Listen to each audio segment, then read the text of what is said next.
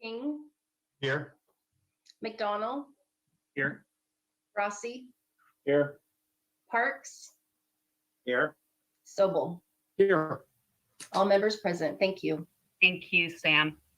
And at this time, I would like to ask that the Fair Board representatives introduce themselves, and then our City Council members will introduce themselves. Go ahead, Dominic. Okay, I'll be brief. Thanks, Mike. So my name is Dominic Grossi. I've been on the Fair Board for 11 years now, and I've been part of our long range and goals committee for I think 7 years, basically since we began negotiations with city staff. We started talking with John Brown many years ago. So that's where I'm at, and looking forward to getting this process going in the right direction again. Brian. Yes, I'm Brian Sobel. I spent nearly a decade on the Fair Board as an appointee of the Governor of California. And previous to that, I spent nearly a decade on the Petaluma City Council. So pretty conversant in the Fairgrounds Event Center issue and the fair, having been around it for quite a few years now. Thank you. And lastly, my name is Mike Parks, also a current Fair Board member, subcommittee member for the Goals and Long Range Committee. We are tasked with the future of the fairgrounds. Just real quickly, the 4th DAA, as it's known, is a District Agricultural Association, which is a state body. The members of the Board of Directors, which are 9, are governor appointed through a pretty significant application process to go along with letters of recommendation, interviews, and you need to qualify by having specific expertise in certain matters as it reflects to the fair. Brian is our 3rd member, mainly due to the different governing bodies with our meetings, Bagley-Keene versus the Brown Act, whereas the city is governed by the Brown Act. They can have 3 members in a committee, whereas Bagley-Keene can only have 2 members of a committee for a state agency. So we are able to bring in a 3rd member, which Brian has extensive knowledge of, being a former board member as well as being a former city council member. Thank you. Thanks, Mike. And then for our council members, maybe we can go in alphabetical order. So that would be me, I think. That would start off with you, Mike. Yes. Made me think about it. So I'm Mike Healy. I've been a city council member. I was first elected in 1998. And in my first term of the city council, I actually had a joint meeting with the Fair Board. Brian, I don't know if you were at that, but that was an attempt, 15 years or more ago to kickstart things. That went nowhere. Under our previous city manager, there were some attempts to have conversations around this, and the city's number one and pretty much exclusive priority at that time was to find ways to raise revenues to help the city avoid bankruptcy. I'm very happy to say that those issues are off the table now with the passage of Measure U, and we can look for the solution that is in the best interest of the community without worrying about the city's finances. So I look forward to this conversation. Thank you.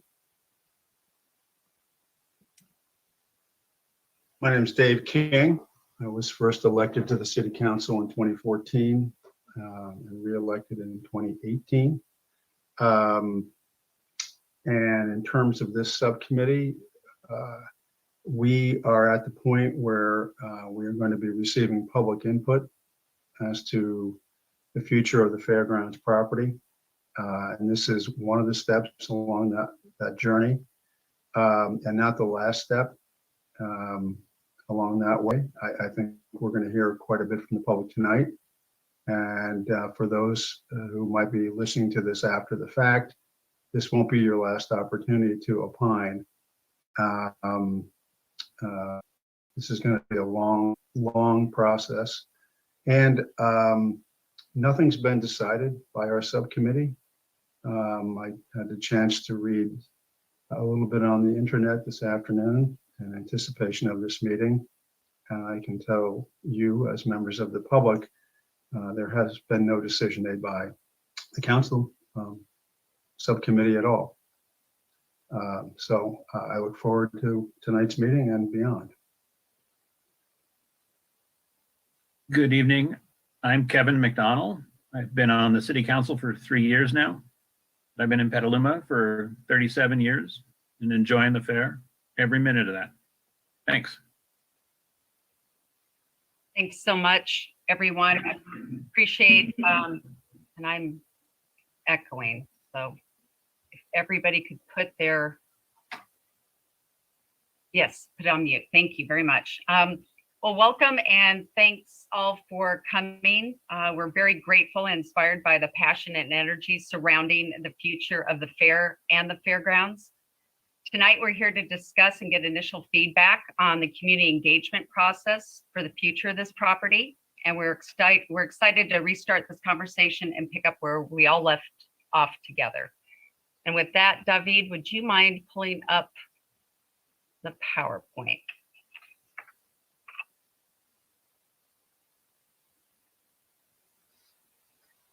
And next slide, please. So even though the scope of what we're here to discuss this evening is focused specifically on the proposed public engagement process, we have a lot to cover and want to hear from the subcommittees as well as the public. Next slide, please. For background, this process started in January of 2020 with a full day of meetings of each subcommittee, both the fair and the city council subcommittees, and then a meeting of the two together. We discussed the history, the potential process moving forward, guiding principles for engagement, as well as wishes and hopes for the future. We also held a public meeting the following day to propose how we plan to engage our community in this conversation and received input from members of the community in attendance. As a note, all of the notes from both of those sessions exist on the city's website at cityofpetaluma.org/fairgrounds. It was also recognized at that time that assessments of current on-the-ground conditions were needed in terms of information on subleases, historic, environmental, and building conditions. So the city has been doing that as well. Next slide, please. Our goal tonight is to get back on track together, to develop a process to get the broadest representation of our community engaged to envision the future of the fair and the fairgrounds. Next slide, please. Since January of 2020, we've experienced unprecedented change. Whether it was the pandemic, the fires, or a changing climate, we know and have seen firsthand that we are stronger together. Next slide, please. While managing up to 4 declared emergencies at one time, the city had to be agile and creative as we responded to the immediate needs of our community. Much of this work still continues today, as we can see in our Zoom meeting here. Next slide, please. We're also at a critical juncture for our city. We're updating our general plan. We're transitioning to district-based elections, and we're activating our community to prepare for the impacts due to climate change. Next slide, please. Thanks to our residents, and as Councilmember Healy mentioned, the city is in a much better position now because of Measure U, the 1-cent sales tax passed in November 2020.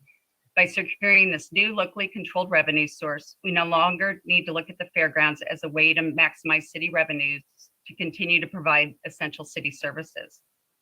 Our focus now as a community is what is best for our community. To be very clear, the future of the fairgrounds has not been predetermined. In fact, this is why we're recommending an additional tool to ensure robust and diverse participation, to ensure that all Petalumans have a say about the future of this iconic and beloved Petaluma property. Next slide, please. In the center of it all, both figuratively and geographically, is our fairgrounds. This site holds many fond memories for Petalumans and is an important piece of our history and our future. Now is an essential time to bring as many diverse ideas and voices to this process as we can. While we are guided by our past, and we cherish where we've come from, we should also consider what is possible, what will serve the residents of our city. Many of you have been engaged from the beginning, showing up, sharing your stories, and we recognize the importance of this community conversation. We also recognize that many other voices in our community have yet to be heard and represented. Next slide, please. Over the last 2 years, we've upped our game in terms of public engagement as a city. We spend more on communications and outreach, engage on more channels, including social media workshops, utilizing our local paper, direct mailings, word of mouth, name it, and we're doing it. As the city, we've been more connected with our community than ever before. We're continually inspired by the passion, commitment, and engagement of our residents. It makes our decision-making as a council better and more well thought out. The time and effort you bring to help make Petaluma better is invaluable to our community. As you can see from this recent snapshot of our general plan update process, we've also observed that there is a large portion of Petaluma that is not engaging in the same way. We are committed as a city to ensure those voices are heard in this process and beyond. Next slide, please. Petaluma has led agricultural innovation for over 100 years. We don't expect or want that to change, and we also realize there's a bright future on the horizon for our fairgrounds. We owe it to Petaluma and to our agricultural community to envision a fairgrounds process that's inclusive of our entire community. Next slide, please. At the onset of our process in 2020, we mutually agreed upon some key principles which continue to be essential today. We've also added 2 new principles, equity and community-driven, to reflect the values of our Petaluma community. In addition to the great tried and true tools we envisioned for the initial process, including workshops and surveys, we also know that we must break down barriers to improve participation and be innovative if we want to ensure all voices in our community are heard during this important process. Next slide, please. So what does a meaningful and inclusive community participation look like? Well, we don't pretend to have all the answers, but we do have a new idea that we want to share with you this evening. It's a new and bold approach, one that has helped other cities grapple with complex topics like this one. And this new approach, integrated with our established community engagement tools, could bring new voices to the table, in addition to the ones that have been with us from the start. It gives the community a meaningful way to participate in decision-making and be heard. Next slide, please. So, proposed next steps. The feedback we received tonight will help us develop a proposal for City Council to consider. We'll take the feedback today and throughout the next few weeks, develop it into a proposal that we can take back to Council for deliberation. There's a 2-step process here. We've got our public engagement process, and then we have a discussion on the use of the fairgrounds, which is a much longer process. Tonight, we're here solely to talk about the public engagement process, and we want to hear from you. And with that, I'd like to introduce Lynn Davis and Alex Rennery, program managers with Healthy Democracy, a nonprofit group out of Portland, Oregon, to present their public participation model for our consideration. Take it away, Alex. Thank you so much, Peggy. Very happy to be with you all here on a Tuesday evening. I'm going to share my screen now, our presentation. So as Peggy mentioned, we will be discussing a new model for community participation for local decision-making, lottery selected panels. Again, I'm Alex, joined by my colleagues, Lynn Davis and Casey Bull. So by way of a little bit more introduction, Healthy Democracy, as Peggy noted, is a nonpartisan nonprofit organization based in Oregon. And what we do is conduct democratic lotteries, which is a great tool for bringing new voices into public decision-making and guaranteeing that those voices are representative of our community's many diversities. So we at Healthy Democracy design highly deliberative processes that really showcase what collaboration in decision-making can look like. And we do this by partnering with governments, nonprofits, any organization that wants to do better, more inclusive decision-making. And as also Peggy mentioned, these tackle our toughest policy questions, from everything from housing to healthcare. So a little snapshot about where we've been as an organization, what we do. Healthy Democracy did one of the best known reforms in our field of deliberative democracy called the Citizens Initiative Review. In the CIR, everyday folks are tasked with analyzing ballot measures, often highly contentious ballot measures, and writing information for their fellow voters that folks find trustworthy, balanced, and useful in the voter's pamphlet. So we've run these since 2008 in 5 states and 2 other countries. And it was actually passed into law in Oregon in 2011 and has become one of the most highly researched and studied deliberative processes in the world. So we're quite proud of this, and we've taken this expertise into now our focus in local government decision-making. We think this is a really critical component of our democracy, building trust and meaning in local decision-making. So in 2019, we designed and ran the first city-level lottery-selected deliberative panel in Oregon. And a year later, we ran the first lottery-selected panel that dealt with a really significant major local planning issue in Oregon. So a little bit of context about why we do the work we do, why we think this is so meaningful and important.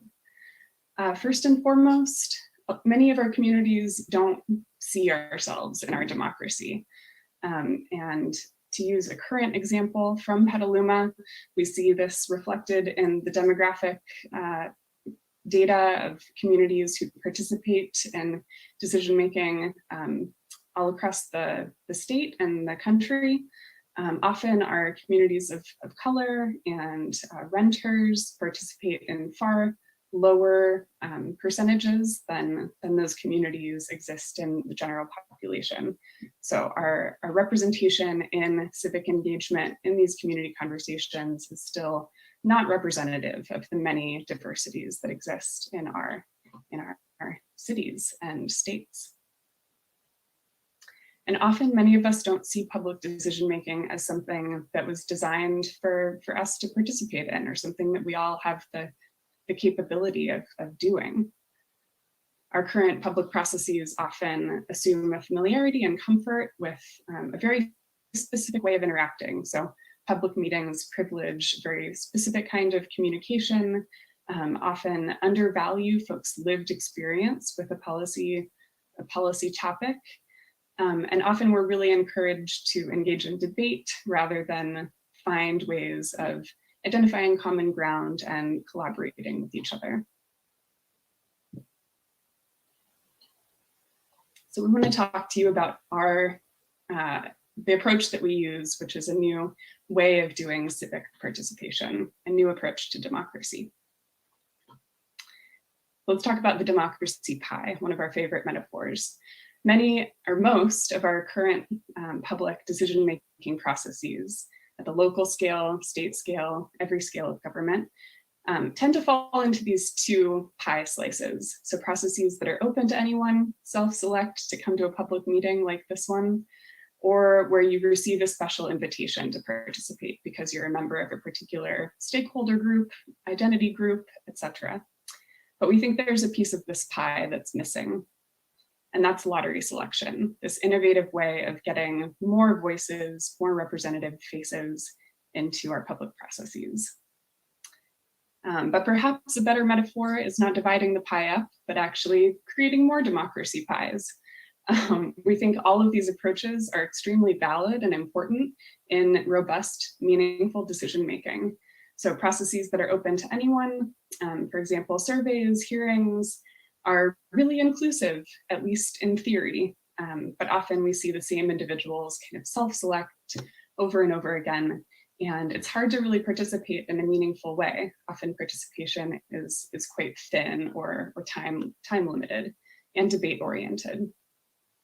Specific invitation, fantastic for reaching specific stakeholder groups, outreach to marginalized communities. It can be targeted and specialized. However, again, here often we see kind of leaders, community leaders, the same folks participating over and over again, rather than hearing from the richness of that grassroots community. Lottery selection is really unique in that it guarantees new and diverse folks in the room and enables us to engage in really in-depth deliberation, and is very driven by panelists themselves, by communities themselves. And of course, that requires time and a lot of design. So we're going to break down kind of what makes this model different. And the two main pieces that make this different are who's in the room and what happens in the room. So first, let's break down what who is in the room.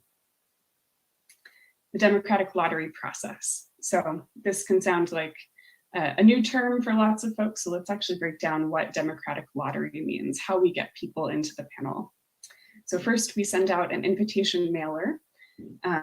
Often between 5,000 and 15,000 randomly selected addresses within a city will receive a mailer inviting them to participate in the process. And often that means that we reach people who've never participated in similar processes before. And then we select a number of demographic factors. So this could be age, race, ethnicity, income level, educational attainment, which set the criteria for proportional representation on the panel. So how that panel will be made up of various demographic criteria. And then we hold a selection event. This is a really fun public event where folks have their little lotto tickets or bingo numbers, and you're waiting to see if your number gets called, if you're selected onto a panel. It makes civic participation a really fun exercise. And it's really exciting if your number gets called. And that panel is selected to be representative of those demographic targets. So this demonstrates kind of how we get from those targets to the panel. So representation in practice. If we look at the top line here for race and ethnicity, this came from our last project in Eugene, Oregon. We see that the general population, for example, about 2/3 white here, but who replied to the mailing, we see that same self-selection bias. So far, far more white folks replied than exist in the general population. We correct for that by doing this democratic lottery. So we're able to actually match the panel to the demographic profile of the community, much more diverse than who self-selects in. And in this case, it's actually more diverse than the general population because we used K through 12 demographics, which are a bit more diverse. So the second really big thing that makes these processes different is that what happens in the room is different than a lot of public meetings, public processes. So in the deliberative process, kind of broken down into these three components here. First, once the panel is seated together, they hear from a really well-balanced, wide variety of background experts and stakeholders on the topic. So they're doing a ton of information gathering, similar to a city council, what they might do when hearing about a policy question and making a decision, really examine all of the possible information. And then they deliberate extensively, kind of drawing on panelists' values, lived experiences, and evaluating a range of policy options. And then they write recommendations, so entirely in panelists' own words. Those recommendations are delivered to decision makers. And ideally, they engage in feedback loops with decision makers, city staff, to make those recommendations even more powerful. So to continue a little bit on what happens in the room, really high quality deliberation. This is the crux of how our processes are designed. Most of the panelists' time is spent in small groups that are rotating, so folks get a chance to mix and mingle and talk with folks from a wide variety of backgrounds. We hire and train professional moderators to keep the tone of the conversation respectful, really engaging, make sure all voices are heard. And our process design really encourages at every stage collaboration, critical thinking, and having the information necessary to make well-informed decisions. In developing recommendations for decision makers, all of the panel's reports are prioritized. So folks who don't hold the majority view, those perspectives are never lost. They're always included there for the community and decision makers to see. And then our goal is to help folks find consensus, but we never force it. We don't force agreement. The process design, we customize process design for every program that we do. And this is based on 40+ years of deliberative research in our field and consultation with many program advisors who are experts in deliberative process. So this is just to recap real quick what we've just seen. This is the whole thing, the panel process painted in kind of one roadmap here. Folks receive an invitation mailer, a democratic lottery that selects a random but also representative panel. That panel engages deeply in information that's curated from stakeholder groups, which Lynn will talk more about in a moment. Then they deliberate, they consider options, they really get into the meat of the question, and then they deliver recommendations to decision makers. So just to recap that process for everyone, and I will turn it over to Lynn. Thanks so much, Alex. Thanks so much to all of you for being here. It's such a pleasure to speak to so many people. This is absolutely incredible. And yeah, always wonderful to speak to a new community. I'm going to talk a little bit about stakeholders and the wider community, and how all of us beyond the panel are involved in these processes. But first, I just want to take a step back and talk about some of the benefits that we see to different folks in the decision-making process from these kind of processes, because we feel like the benefits are widespread no matter who you are. And indeed, on our staff, we have worked for cities and worked in the private sector, et cetera, and been everyday people out on the street at meetings. And we feel like there's benefits all the way around.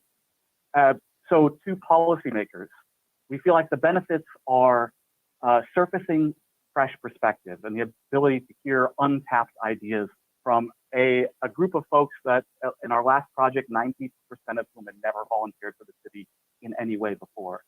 And secondly, to enhance mutual trust in government, trust in on the public side in government processes that may have otherwise been in a black box, and trust on the government side in the general public and all of our ability to do help with the work of governance.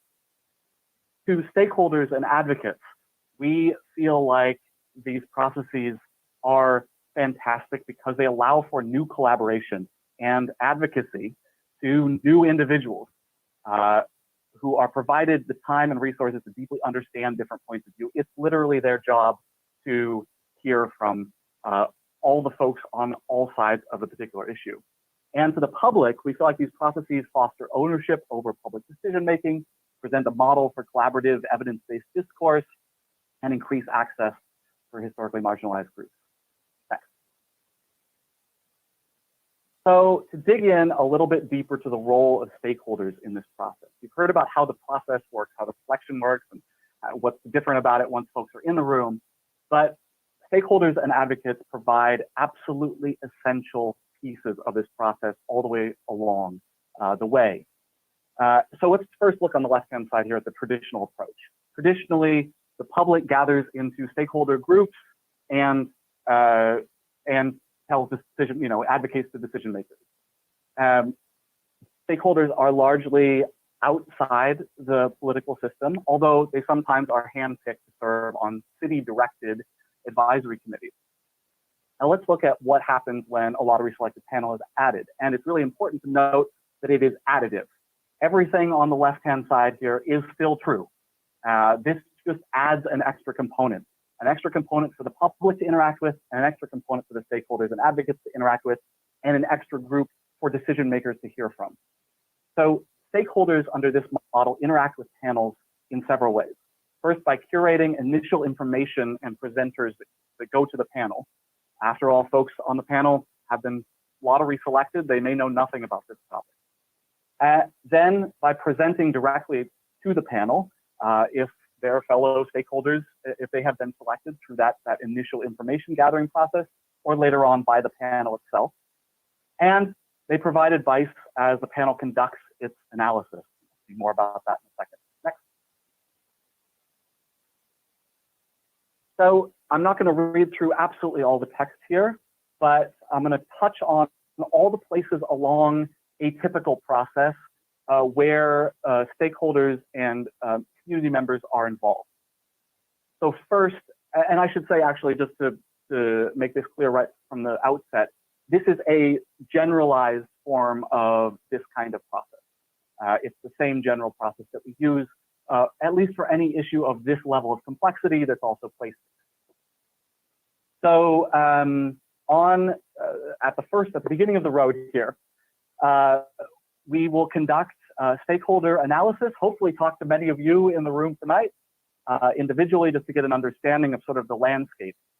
And an informational advisory committee that we're calling, we label it IAC, is lottery selected to represent categories of stakeholder nominees.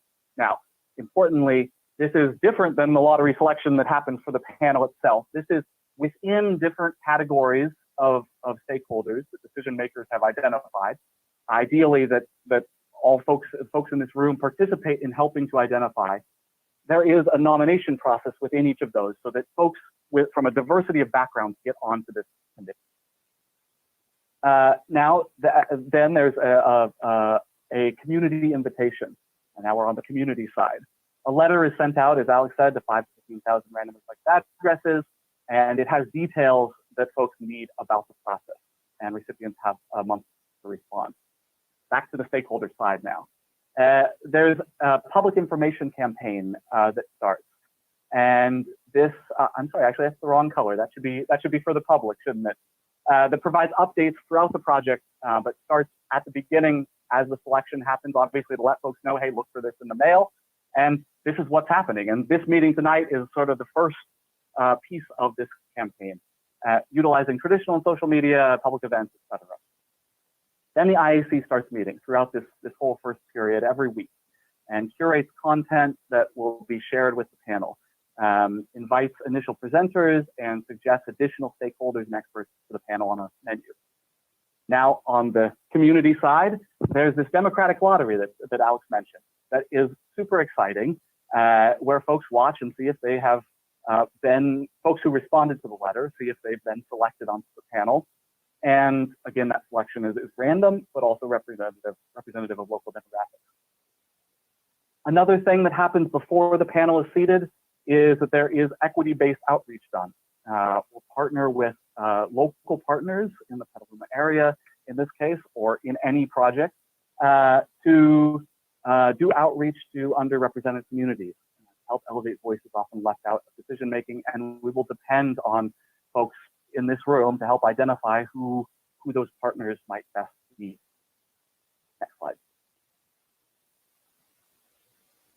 So again, in the model that we're proposing in this case, the panel is seated and first engages with dozens of different stakeholders and also visits the site, this being a place-based sort of project. The panel deliberates and prioritizes sort of initial principles, sort of very, very high-level ideas about what they feel like the most important things are to consider for themselves to consider later on down the process, or for other decision makers or advisory sort of folks to consider. Then there's a public engagement process, and this is sort of the first public, I should say that was sort of the first stakeholder input into the process itself. Now the first community input into the process, where the general public is able to interact with the panel in workshops, with targeted outreach, surveying, led by the panel and directed by the panel's wishes. Back over to the stakeholder side again, there's an exploration of options Again, this being a site-based sort of project, the panel would engage with technical staff, stakeholders, et cetera, to understand all the different possibilities, the different kinds of experiences, all the different possibilities for the site in question, and start to prioritize options. Then there would be, and you'll see that this is a fairly traditional planning process. This is not terribly revolutionary, this progression. But we think that all of the inputs are. So as the panel goes into a visualization, gaps analysis sort of part of the process, there's feedback from both the community and stakeholders there. And as they go into continuing to narrow down, evaluate alternatives, again, nothing left out of the report, minority views or views of folks not in the majority on the panel in terms of viewpoints, very much represented. But again, feedback coming in from the community and from stakeholders. And then the panel produces its final report, the little document icon there. Now, after that final report is sent out to the public, there's one more engagement step with both stakeholders and the community, and that is that the panel would do outreach about its own report, talk about it, and reconvene as well as a panel to consider any additional developments that come up. All right, next slide. Just a very, now with all that detail, just a very sort of high level overview of how information comes into the panel from stakeholders as presenters, from the community and workshop surveys, et cetera, and through sort of officially through the Informational Advisory Committee. And the panel's information comes out to decision makers. Next slide.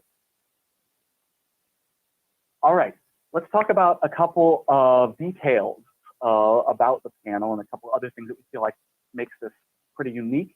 And that's representation and accessibility. So first on the accessibility and inclusion side, lottery selected panels are a unique kind of democratic tool because they bring tons of new voices into the conversation and they guarantee diversity, not just attempt for a certain level of diversity, but in fact guarantee it across a whole bunch of categories at the same time and get a bunch of different folks in the room. Part of the way that they're able to do this is by offering substantial stipends to panelists. Generally speaking, a fairly large proportion of the panels of the budget for the process is given directly to panelists as payment. Typically about $20 an hour plus all expenses covered, child and elder care and food, and travel, and so forth, or tech costs and support if we're doing it online. These processes tend to be as self-governed as possible, and that's one of our core tenets. That there is no one that the public will respect more than the panel, and we know that.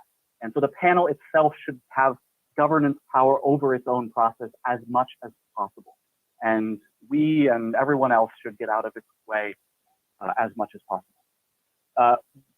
That said, it is also really important that individual panelists are cared for and supported in what can be a very new kind of environment for almost everybody there. And that folks are respected for their multiple different learning and participation modes. We all interact in different ways, and it's one of the really important things that we spend most of our time on actually is designing for trying to allow as many people as possible, many different kinds of folks as possible to engage as deeply as possible in whatever the material is. And as Alex mentioned, they value lived experience right alongside all the vast quantities of hard evidence that are coming into the project from outside. Next slide. Let's talk a little bit about potential demographic factors. Now, as we mentioned, this kind of process guarantees representation on a number of different, 7 or more is our standard demographic factors at the same time. And these ones in blue at the top are our typical factors: location of residence, race and ethnicity, age, gender, educational attainment, housing status like rent or own or unhoused, and experience of a disability. But there are other factors that can be added or exchanged as well, including those ones down at the bottom or something else that's not on this list. And this decision will be up to the community, ultimately the decision makers of the process, but hopefully a decision that's made with lots of input, including tonight. Next slide, please.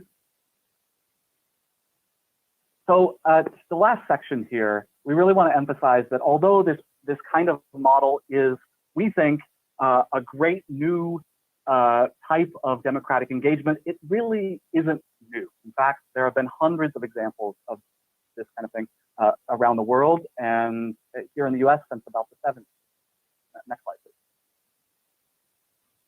Around the world, lottery selected panels are being used particularly for issues that are high stakes, that are complex and contentious, and that are prone to lose-lose outcomes if traditional decision-making processes are used.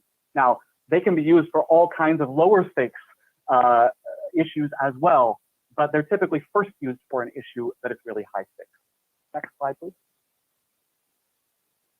And what might those issues be? Well, a lot of them are in urban planning,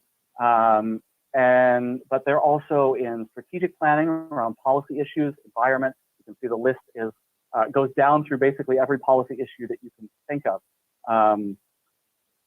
Yeah, they can address almost any policy question, however complex or contentious. Let's look at a few specific examples. So first, a couple that we've done up here in Oregon. In 2019, we ran a process with 18 folks on the panel in a 20,000 person city here in the Portland area called Milwaukee that wanted to know how city council members should be compensated. This was a really divisive question on the council, and one that is particularly awkward for obvious reasons for an elected body to consider no matter what side you're on. Their work spanned over 4 days, over one long weekend, and so a fairly condensed process. This was different than a sort of much more complex issue, like potentially in this case. But still, that's a lot of deliberation time, 4 straight days, 8 hours a day. After that, the panel came out with a report with its preferred its recommendation, and City Council met a couple of times and voted to adopt the panel's recommended pay rate, as well as its proposal to tie future increases to inflation.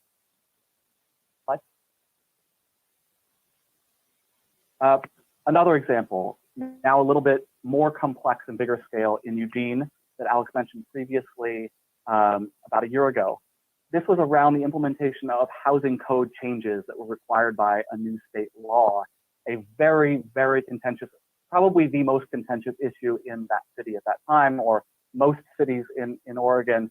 And in Eugene in particular, many folks there on the city council had opposed the state law. It was really contentious. In this case, about 29 panelists, again, residents age 16 and up, were on the panel, and their work spanned a little bit longer than the Milwaukee project in terms of total time spent, and also spread out over a much longer period because it was totally online. It was during COVID, obviously. 15 different sessions and sort of 3 different chunks, so the panel could come back, and there were feedback loops with the city staff as they were reviewing the city code. And as far as the results, yeah, as I sort of mentioned there, they started off with some general principles.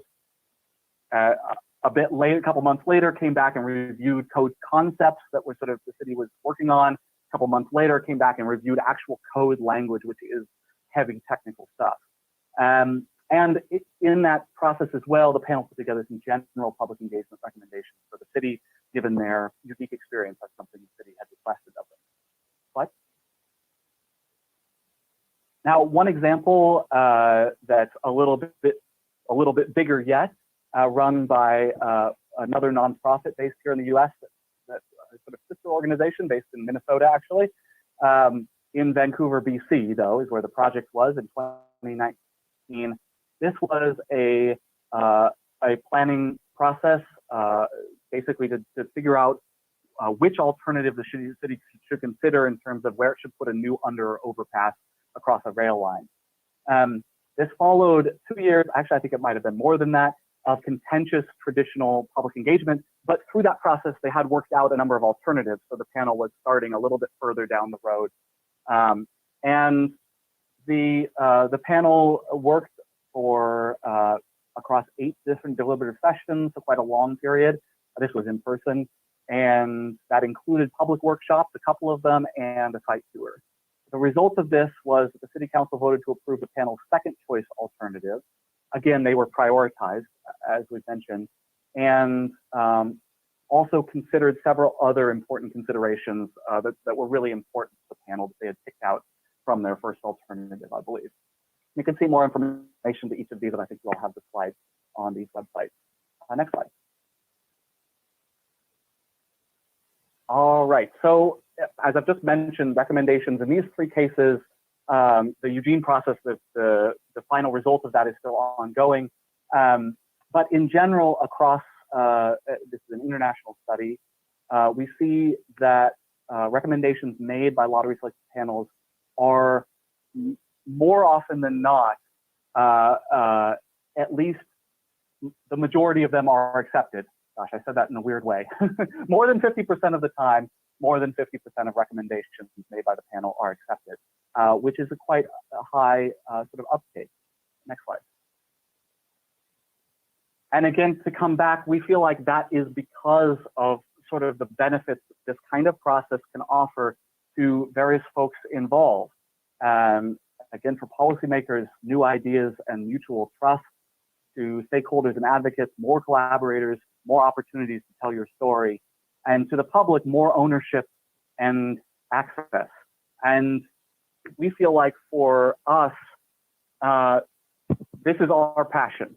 We see a benefit that's really in need in local government and state government and national government, goodness knows, because the ways that we engage right now often leave most of us, the public, stakeholders, and decision makers feeling frustrated and unheard. Everybody's talking, nobody's listening, and that often results in a lose-lose kind of situation where nobody is particularly happy with the outcome and definitely not happy with what's happening. And that's what we try to address. As Alex mentioned, we're a nonprofit. We only do projects or partner with folks because we want to get this stuff out into the world. So we would love to talk to you, incidentally, and whoever you are, whether it's about this or anything else, we are all about this sort of educational mission. And yeah, we do it because we love it. And I think nothing sort of makes us love it more than the response from folks who are on these panels. And so I wanted to end with a quote from a man named Jose, who was on this Eugene panel. At the end of the process, he said, "You engaged us in the actual work of democracy, and that has left an imprint. I feel like this is community." And with that, I think our next slide is just our contact info. We'd love to hear from you and look forward to hearing from everybody tonight. Thanks so much. Thanks so much, Lynn and Alex and Casey. Thank you so much for presenting. I don't have to say this too much to my staff, but for the folks that have tuned in, I've been in community engagement for the majority of my career, and this is one of those tools that when I heard about it, I just felt like this is the piece of that pie that Alex showed earlier. It's been that piece that's been missing, engaging our community, and definitely is something that reflects the values of our city. So really excited to be exploring this. So for the next part of our meeting, I'm hoping that the subcommittee could have time to ask questions. And if there's any questions or comments, and then we can go to the public. I do want to recognize that we have 283 attendees currently in the audience. So with that, we'll just take questions. Dominic, you want to kick us off? Yeah, you used the term decision makers a few times. And so I want to know exactly who those decision makers are. Does it come back to this subcommittee that the panel will be reporting to, or is it going directly to City Council? We would like to recommend that it go to the subcommittees and then to the council.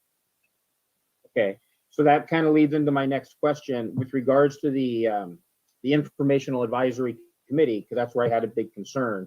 So if you're looking at this subcommittee as being the decision makers, we will have the opportunity for input to see who that advisory committee is going to consist of.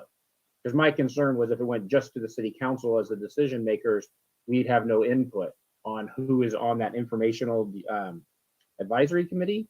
And it says that that is selected by lottery. Well, you need to make sure you have people that actually have advice to give. You know, if you're just going through a lottery situation there. So I was making sure that this committee would have a lot of input with regards to who's going to be on that committee.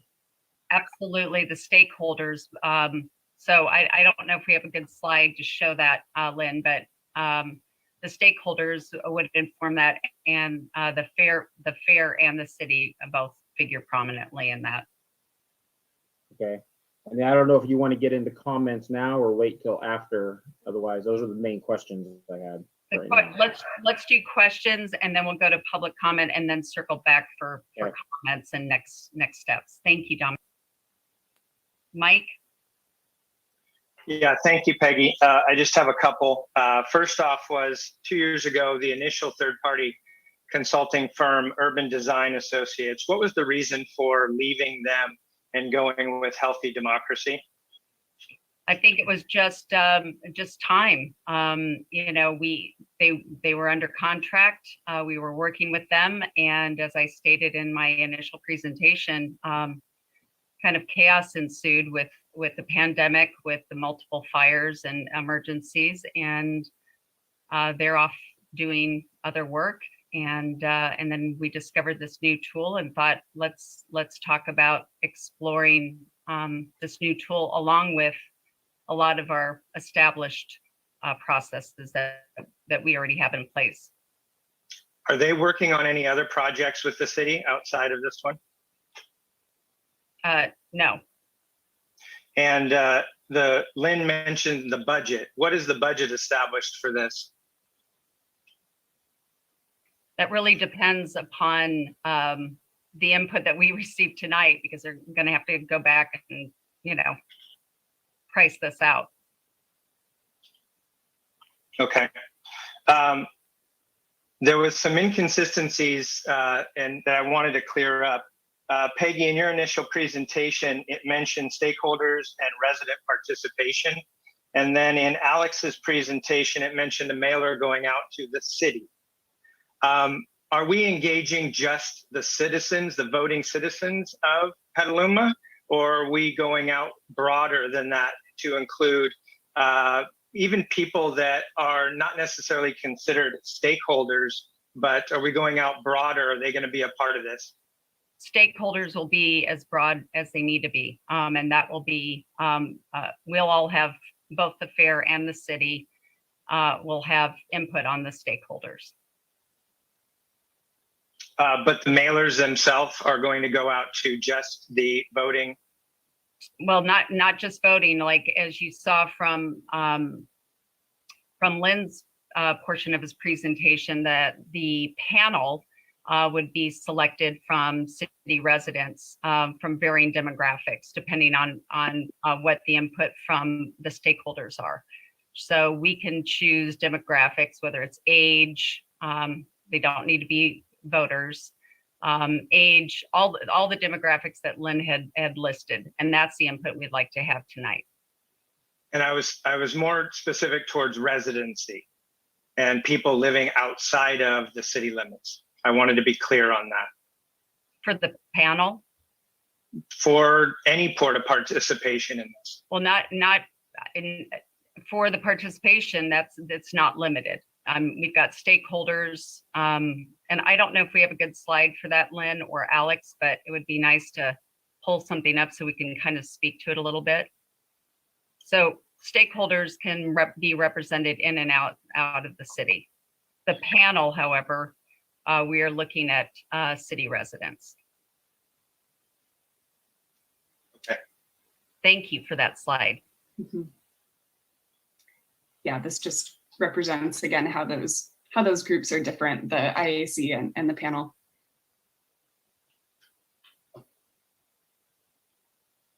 Anything else, Mike? Not at this moment. Thank you. Brian, and then Dave, and then Kevin. Sure. Thank you, and good evening, everybody. Some observations and comments, and not many. First, just to set the record clear, to make the record clear, the Fair Board and subcommittee has not spent any time on this. It was first unveiled to the subcommittee on Friday, with a weekend, and then a national holiday yesterday, and then today.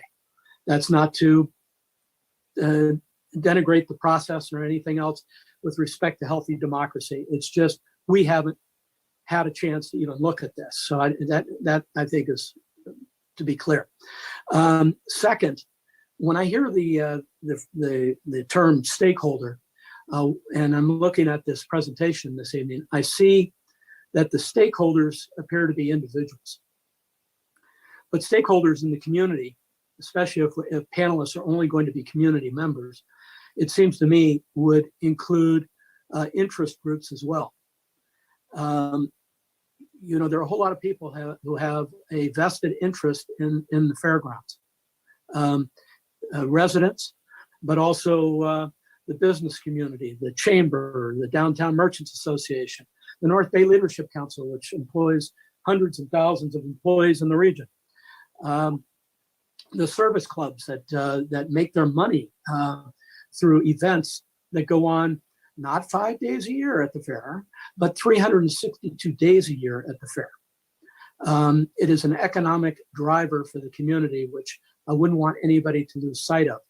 And so I don't see in this group of folks who may come together any, I'll call it, vested interests. And you know what? People have a vested interest in this beyond just being a citizen only. I mean, there are people that make a living out there, Rip City Riders. You know, these people all have an interest. I leave it here that somehow their thoughts about what the future of the fairgrounds should hold equal weight with whatever this panel comes up with. And if the panel is the driving force, then we need to be really careful that this isn't sort of a share the heat committee, that we have all kinds of people who come up with ideas and that sort of thing, which buttresses what we know is a very large contingent of people in the community who have a certain idea of the future of the fair based on the history of the fair. So I'll stop there, but I want to say I appreciate the ideas and all of that, but it's going to be in the execution where this succeeds or fails, in my view. Thank you. Thank you, Brian. And I just want to clarify, and Lynn, I saw your hand up, but I want to clarify. I think, yes, you know, this is a new concept, and tonight is the first time that we can publicly weigh in on this. The stakeholder group is not to be used interchangeably with the panel. The stakeholder group is going to be a vast group of diverse stakeholder interests, ag groups, neighbors, city, fair district, open space park rec groups, business, family advocates, housing advocates, nonprofit. I mean, the list could go on, and that is why we want the feedback. Nothing's been predetermined, and that's why we're collecting it. And Lynn, I don't know if there's something else you want to add about the difference between the stakeholder group, the panel, and the IAC. Yeah, I just wanted to clarify, because there's a little confusing note in part of that presentation where I talked about lottery selection of the IAC, which we sort of debated whether to put in there because that is a bit confusing. So this is different than the panel itself. This is only a way to, because there are a vast number of potential stakeholder groups, as there are with most of these kind of projects. And so somehow those have to get into a manageable group of people who can, give the panel that initial information, that menu of potential presenters, et cetera. And so the idea in this case is that this group and ultimately the city council would nominate a number of categories of folks and nominees sort of within those categories, and then the the selection would happen out of that. Basically, it's a way to not have it be fully hand selected, but to have sort of representatives of all the various different interest groups potentially with an interest in this issue. Thank you, Lynn. And the beauty of this process is that we can develop and design what works for us. So Councilmember King, and then Councilmember McDonald, and then Councilmember Healy. Thank you. I have a few questions now, and I'll reserve whatever comments I have till after we hear from the public. So this is for the presenters. The invitation mailer, what in your experience has been the percentage of people that respond with an interest in putting their names into the lottery? Yeah, great question. In the U.S., it tends to be between 2.5% and 3.5%. In other countries, it gets upwards of 10% and 20%. And just given the number of people in this meeting tonight, I feel like Petaluma might blow that off the charts if you chose to do a project like this in your city. But yeah, in Eugene, it was about 3.5%. That's a fairly engaged city. Okay. You talked about ethnic, racial, and other characteristics and having some balance. How do you go about doing that in the lottery process? Sure. So first, those sort of categories of demographic factors are selected. I put up that slide with those sort of 7 typical factors. And then for each of those factors, there are targets at a sort of baseline based on the census, but they can be, as Alex mentioned, based on other things. For example, the city of Eugene chose to base as many as possible off of the K through 12 demographics in Eugene because that was a more diverse population. They wanted to take a little bit of an equity lens toward the demographic targets. And they said, hey, this is a project that's going to impact this. It's a very long range planning sort of project, and that's the direction we want to go. So that's certainly a discussion of where those targets come from. But within each of those sort of categories, there's, for example, an age, there's maybe 7 different age sort of brackets. And you can imagine in the other ones, there's sort of different amounts of kind of subcategories within each of those. So, And if I then can in the interject, lottery, I'm Go sorry, ahead. Lynn, if I could interject a question there. So do you have that information at the invitation stage, or do you get that information in the response stage?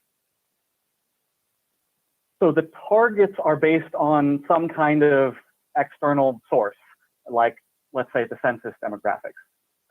Then when folks respond to the mailing, it's a very low bar to respond. Basically, all you have to do is respond with your name and information and with your demographic information, reported on these different items in these different categories. And then that allows for this lottery selection to happen where everybody's put into this big pool and I don't want to get too technical, but basically 1,000 different panels are selected, all of which meet the demographic targets. And then the lottery itself, sort of the grand public event, is a very exciting drawing of which of those panels is the final panel. It's sort of how I think independent gerrymandering or redistricting, panels sometimes work like that. And you mentioned that consensus views are brought back to the decision makers, and that individual views are also obtained. Is all of that information come back to the decision makers? Both the consensus, just to give you a hypothetical, participant A has view X. And view X is not the consensus. So you get the consensus on a particular point, and we get participant A's view on a particular point, right? Okay. Yeah, absolutely. Yeah, so usually the reports are prioritized. So there's some indication of how many panelists support a statement, but we're sure to never lose those dissenting voices if there are alternate views in the group. And I don't want anybody to even remotely guess at this answer. If you don't know, that's fine, please. From the point, assuming for the sake of this question that this goes forward, from the point where the invitations are sent to the public initially to the point of conclusion, do you have a time frame? Or is it impossible because at this stage to answer that? Yeah, so in projects that we've done in the past and in the international field, it can range widely depending on the complexity of the policy topic. Usually it's a minimum of a couple months to do the actual selection process because there's a long delay where folks are responding to that mailer. But depending on how much you condense panelist working hours, it can happen, in a matter of 6 months to a year or longer. So somewhere in that range is pretty standard. All right, well, those are my questions at the moment. I appreciate it. Thank you. Thank you. Kevin? Thank you very much. So would these, you're going to create two bodies here, the panel and then the stakeholder, and would both of these operate under Brown Act rules? That is that whole thing about being transparent and publishing and communicate, all the rules that get the public and to see what's going on behind the curtain, if you will. So are these supposed to be Brown Act bodies, both? Lynn, Alex, you want to tackle that? Sure. Apologies if my video is a little choppy. So in terms of the panel would not be a Brown Act body, but most of its work would be public, or I should say all of its plenary sessions would be public. Generally the way that it looks, supposing that this were an in-person process, would be in one big room. There's small tables. There may be one large table where everybody sits at in plenary. That is not always the case. Sometimes everybody just sticks at the small tables, but when the group is, and by plenary I mean when everybody is there hearing the same presentation or interacting with the same sort of decision points or that kind of thing, then that is live streamed, always online, and there's a public gallery where folks can watch the magic happen. Now, when folks are in small groups, which is a substantial portion of the process, those are not public, and that's typically because we want to make this as accessible as possible to folks who are not used to being in a very large public forum, and for folks to be able to speak candidly as they're sort of working through the details of issues. But importantly, there need to be checks and balances on what happens in those small groups because they're moderated, and lightly moderated. It's, as we've mentioned, very much panelist-led. That's the sort of core of the philosophy here. But we know that is obviously introduces questions, and so trying to sort of walk that line is really important. So some of the checks and balances on that, of course, are in the moderator training, are in the public availability of materials, are in which all materials that panelists get, except for anything that's really private to them personally, as public information, and it is in the process design so that anything that happens in small groups comes back into the large group so everybody can see it every so often. So nothing is sort of stuck in small groups for very long. The other sort of check on that is that these processes, at least the ones that we've been involved in, have always been, and any process that we do in the future will always be independently evaluated by outside observers, outside academics who study deliberative process. You can read at length the reports that are, you know, a mix of positive and negative from past processes, and can point you toward those on the website. They're not especially riveting reading perhaps, but there are pieces that are really riveting because those observers are there right next to the small group, observing what they're doing and evaluating the moderators and staff and so forth to make sure we're not, you know, influencing the process, the content in any way. So if I could add, Peggy and subcommittee members, one of the features of the process that's being discussed is that the council doesn't actually make the appointments to the committee, and that's one of the things that prevents Brown Act body from being created. So I just wanted to add that briefly.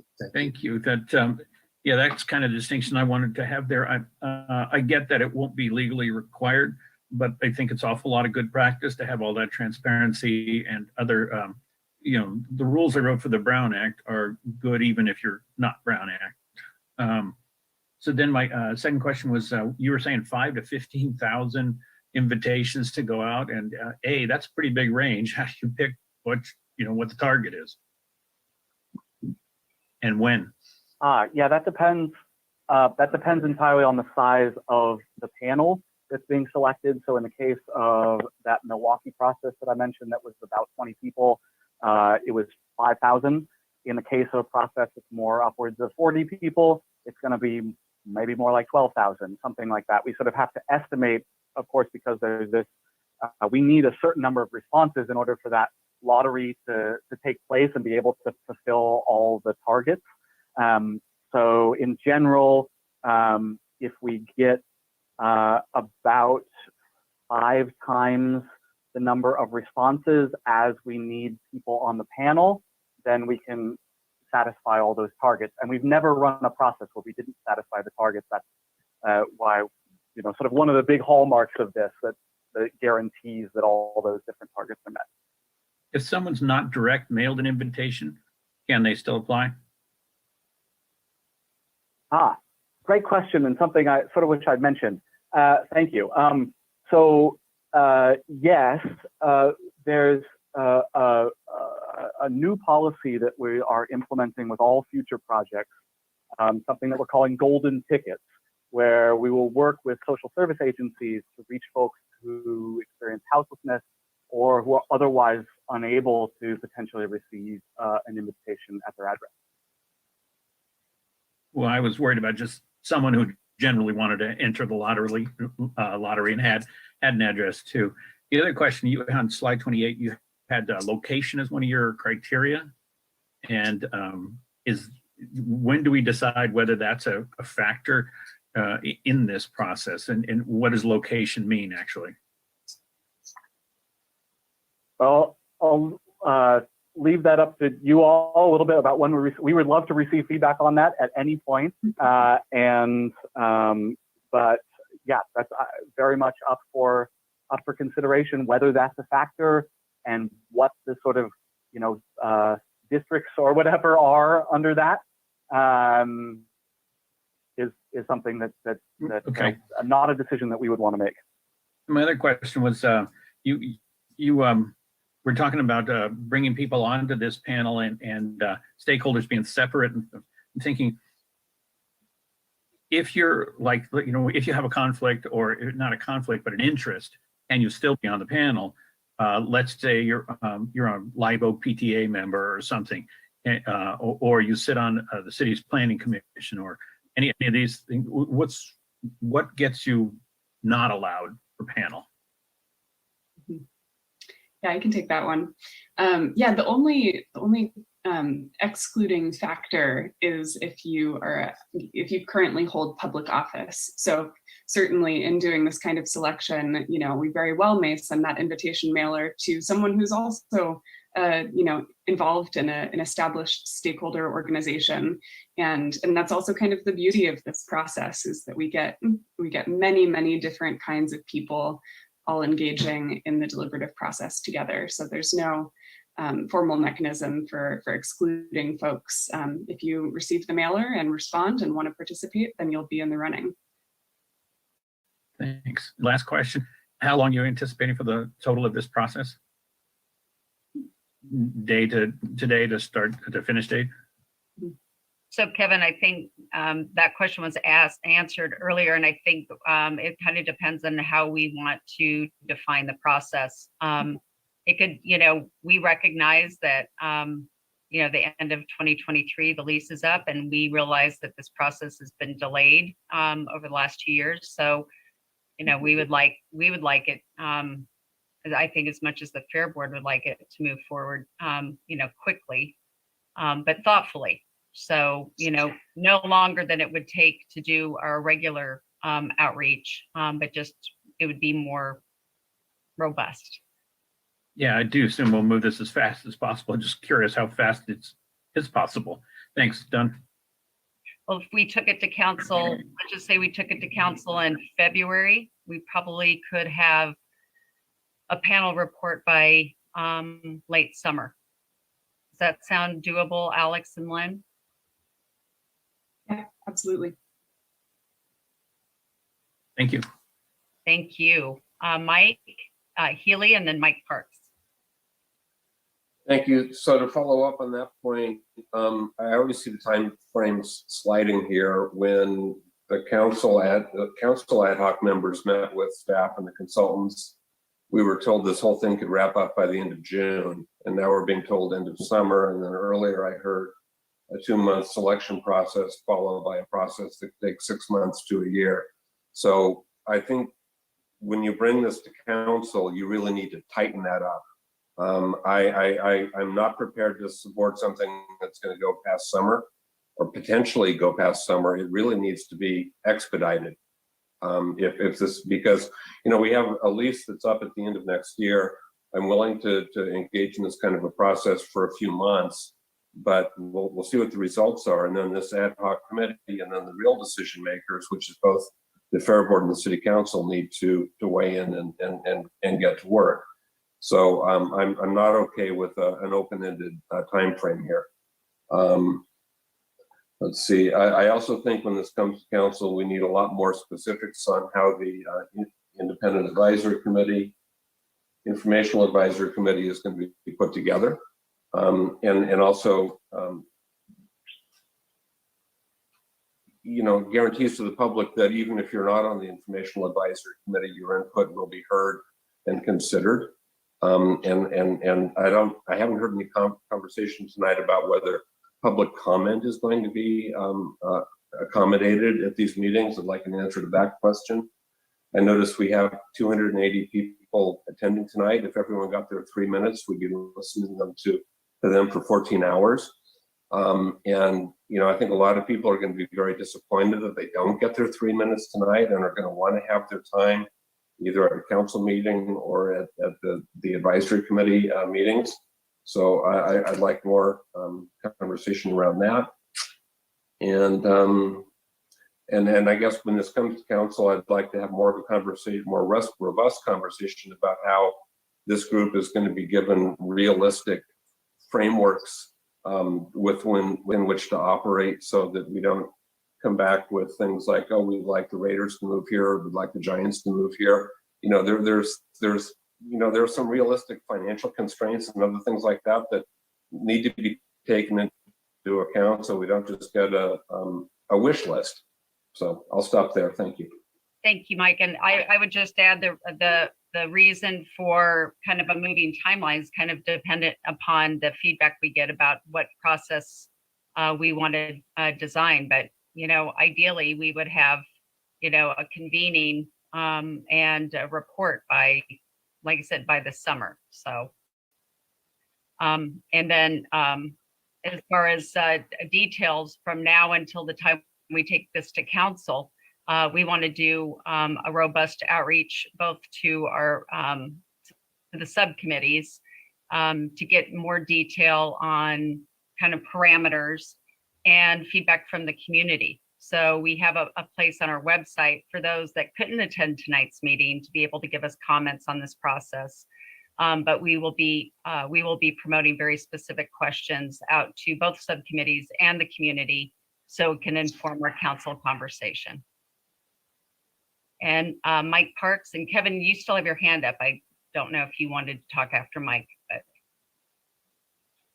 Thank you, Peggy. I would like to echo and show my appreciation for the comments that Councilmember Healy just extended. We've had a couple of people that have asked here about the duration of time for this process. The end of 2023 is not just a magical date. We have, like dominoes, people's livelihoods that are attached to this. We have children's educations. We have after-school programs. We have outreach. We have nonprofit fund raising that goes on here, and having a process that extends as this detailed as it's been outlined, having a process that extends very long really puts those individuals in jeopardy. And I really urge everybody involved in this to make sure that you give those people their due, because they're the ones that are sitting there right now wondering if they're going to have a job, if their child is going to have a place to go to school.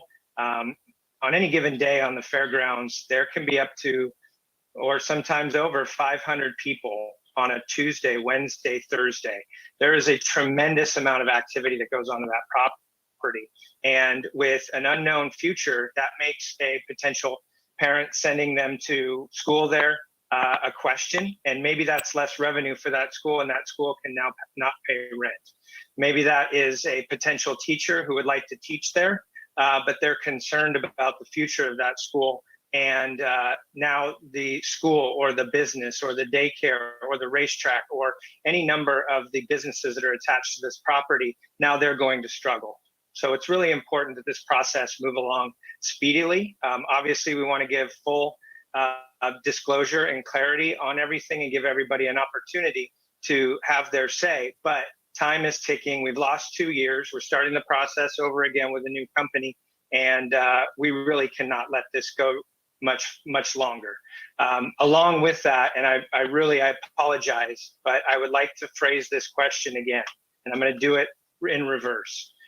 For an individual who lives outside of the city limit that wants to participate or have an opportunity to participate in this very robust process, how do they go about that? If they are not in a stakeholder group, as an individual, family, or household, how do they go about becoming part of that process? Because maybe they have a business here, they send their kids to school here, they're connected, they're buying their groceries here, whatever it may be, but they do not reside within city limits.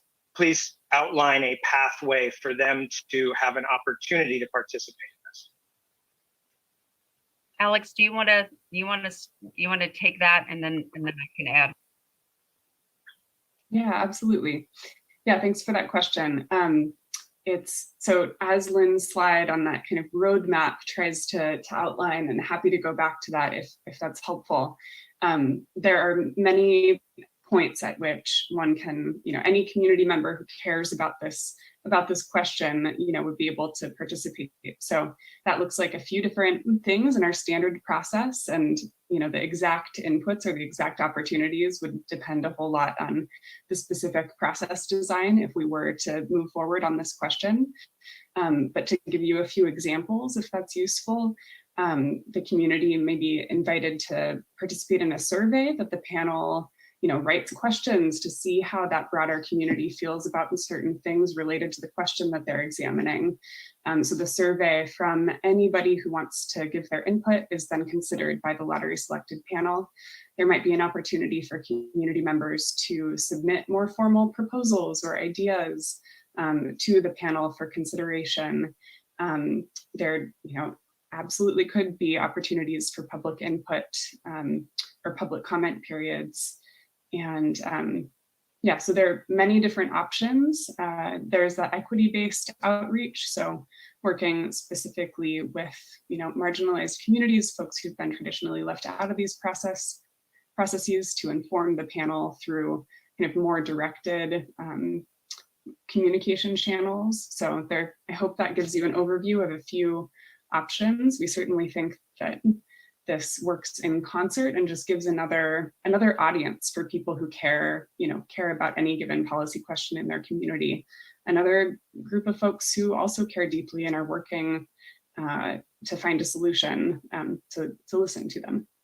And Alex, I would just add, and Mike, this might be helpful, is that this does not supplant our robust engagement process as we kind of envisioned from the beginning. This is just an additive to that engagement process. So what's beautiful about this piece is that it allows for information to go to the panel that the city it's not a city-driven process, it's a community-driven process. So, there's information that I know that the Fair Board feels is really important to make sure that people understand the bigger picture about the use of the fairgrounds and how the fairgrounds is used on a day-to-day basis. That information, you could curate that information as part of the informational advisory committee, and you may choose somebody that to present that information that is representative of a group that isn't a resident of the city. So possibilities are kind of endless that way. And if I could just briefly add, the process that's being described is about augmenting outreach, but as has been mentioned, it doesn't supplant the ways that members of the public, citizens and non-citizens alike, are free to participate with city business, by attending public meetings and also by submitting written comments. Presumably the same is true in terms of participation with Fair Board business.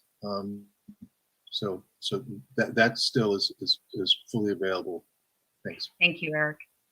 Dominic? Yeah, so this will be my final comments, I guess. I was going to hold this till the very end, but since we're talking about it, this is my biggest concern. We talk about the people that are living outside of the city. And you just said, Peggy, that this is not a city-driven process, that it's a whole community-wide process. And we can talk about how the ranching community has the ability to make public comments and say things, great. But to me, that's not enough. This panel is the one that really makes the decisions. That's going to bring forth some sort of documentation and report to this committee. And we're not even giving the ranching community an opportunity to be on that panel. And I think that is wrong. Those are the people who, to a certain extent, use the fairgrounds the most. You can talk about the 5-day fair, but throughout the whole year, there are probably hundreds of events that the ag community is a part of, as well as many other members of the community, especially the Latinx community, with all the quinceañeras that they throw. And I think we're being kind of short-sighted to say we can only send out 5,000 to 15,000 invitations to people within the city limits. I don't understand that. I think we need to reach to the rest of the community that utilizes the fair. And I would just say that that's why it's important to have the stakeholder groups and the informational advisory committee that represent those stakeholder groups involved, because they will be curating the information that the panel gets. And Alex or Lynn, you may have other comments. I think that covers what I would offer, Peggy. Lynn will be right back. Dominic, anything else before we go to public comment? Anything else from any of the subcommittee members, both council and Fair Board? No, I'm good for now. I want to hear what the public says. So at this point, we have 270 attendees present, and we have at least 20 hands up. I'm going to ask, first of all, that any public comment is limited to specifically what we're talking about tonight, which is the public engagement process. Any discussions about fairground uses and things, that are outside of the public engagement process, I'm hoping that we can hear about at their time. But tonight it's specific to the public engagement process. So I ask that you limit your comments to that, to giving us feedback, your thoughts. And secondly, just out of respect for everybody's time, we're going to do a process that we do at the council meeting, where we ask folks in within 30 seconds to raise their hand if they're interested in speaking. If you've heard somebody else share what you would like to say, then, please limit your comment to, I agree with, Speaker A about XYZ, because we do have a lot of people, and I want to make sure as many voices are heard tonight as can speak. So Aaron, do you want to kick off that process for us? Thank you. I did want to touch base with the city clerk to see how many public comments were received via email. Thank you. We have received 12 public comments. Thank you. Thank you. Good evening. Thank you for joining us in the special meeting. Public comment for this meeting is specifically the special meeting agenda item to discuss and provide feedback on community engagement process for the future of the city-owned fairgrounds property. I will now start a 30-second timer. At the end of that countdown, we'll count how many hands have been raised. Those wishing to participate in public comment must raise their virtual hand and wait to be called on by the moderator. Speakers are reminded to be respectful in their comments. Threats of violence and obscenity are grounds for removal from this meeting. A countdown will appear for the convenience of the speaker and viewers. Your microphone will be muted at the end of that countdown. The first speaker will be acknowledged and invited to speak when the countdown begins. Please make sure to unmute yourself when you're invited to do so. Peggy, at this point, we have 44 hands raised. Great. If the subcommittees are amenable, I would ask that we limit, given the number of commenters, to a minute. But we can change that if the subcommittees want something different. Okay, let's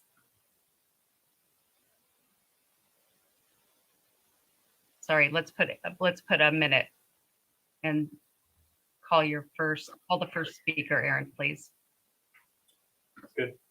The first speaker that we have is David Morse, followed by Joe. David, I'll now allow you to speak. You can unmute yourself and begin.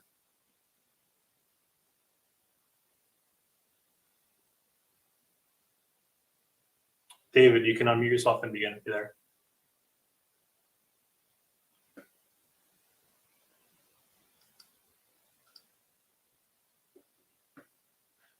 I did not have any comments at this time.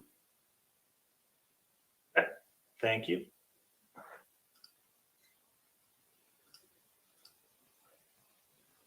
Next speaker that I have is Joe. Joe, and I'll allow you to speak. You can unmute yourself and begin. Good evening, everyone. I was curious. It seems like the presenters, Alex and both Peggy, have walked around the comments and questions as to how people outside of the city limits are going to be able to be part of the panel. If I understand properly, the panel is selected and educated by the committee, you guys there, represented in this Zoom meeting. And then the people that are outside the city limits is not going to be represented within the panel, and only if they have a special interest group that are helping and being a representative in the stakeholders. Is that correct? It seems like it's kind of fixed, so it only includes the city community itself versus the community in Sonoma and Marin County.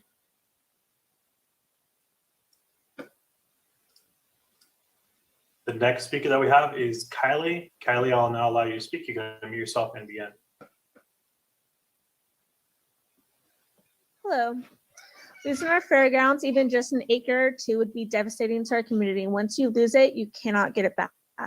It's not just a 5-day fair, it is so much more. It's a place to gather within our community, hold large events, a place for safety when people's worlds are falling apart, family events, schools, and so much more. Just to hear from people within city limits is a huge problem. The fairgrounds is home to so many more people than that. It is called the Sonoma Marin Fairgrounds after all. The city's communication with its community is severely poor. To find out about this meeting with less than a week and with the completely new company to run it is so wrong. Way to throw money away that you spent on the last contract. You don't even know how much this will cost. You were voted in by community members and you were supposed to work for us. You can easily be voted out. Also, the timeline for this is rapidly shrinking and we don't have a year to get it together. The next speaker that we have is Levi. Levi, I'm not allowed to speak. You can unmute yourself and begin.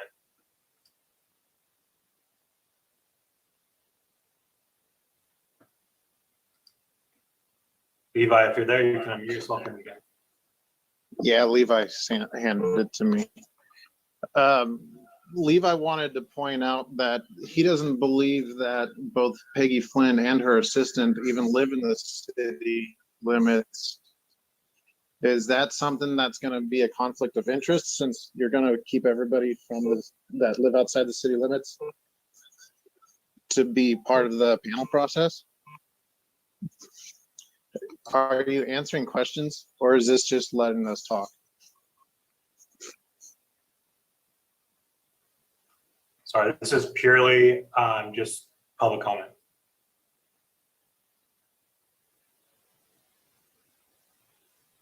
You still there? Do you have any other comments? I'm done. Thank you.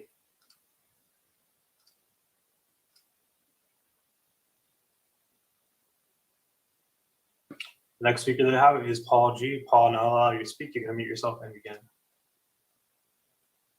Okay, 1 minute. Well, that's like statement number one.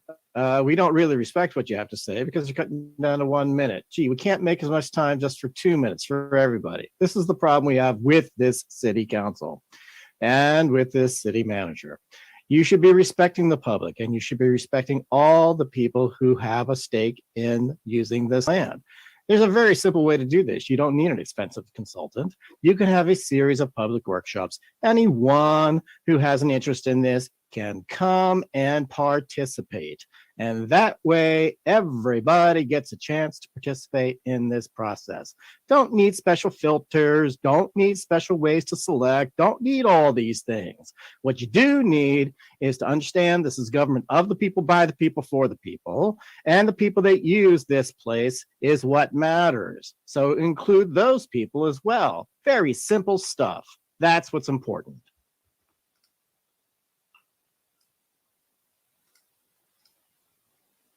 Next speaker that we have is Shelly. Shelly, I'll allow you to speak. You can unmute yourself and begin. Hi. First, I'd give a little piece of advice is that maybe say the speaker that's going to be next ahead so that we take less time to unmute ourselves. Just a heads up for that.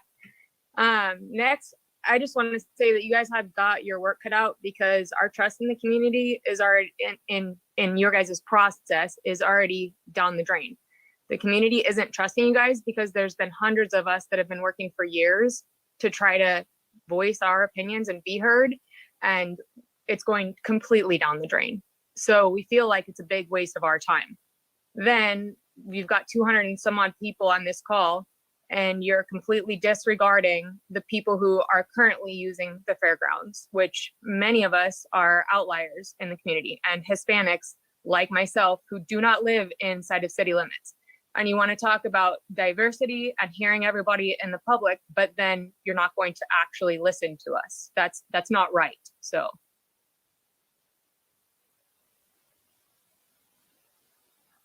The next speaker that we have is Dana, followed by Paul. Dana, I will now allow you to speak. You can unmute yourself and begin.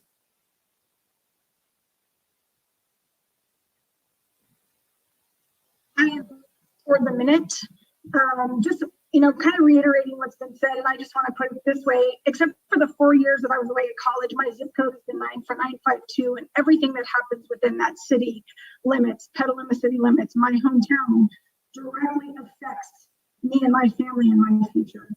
And so while I understand that the process is that the stakeholder piece and the informational committee piece can be heard by people in my neck of the woods. And I did want to mention that it's not just agricultural entities that live outside of the city limits that are affected.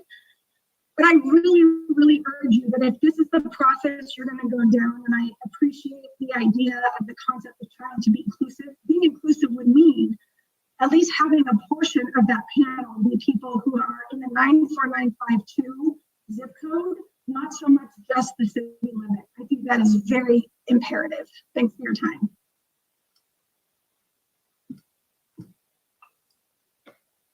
Next speaker that we have is Paul, followed by Fairgrounds supporter. Paul, and I'll allow you to speak. You can unmute yourself and begin.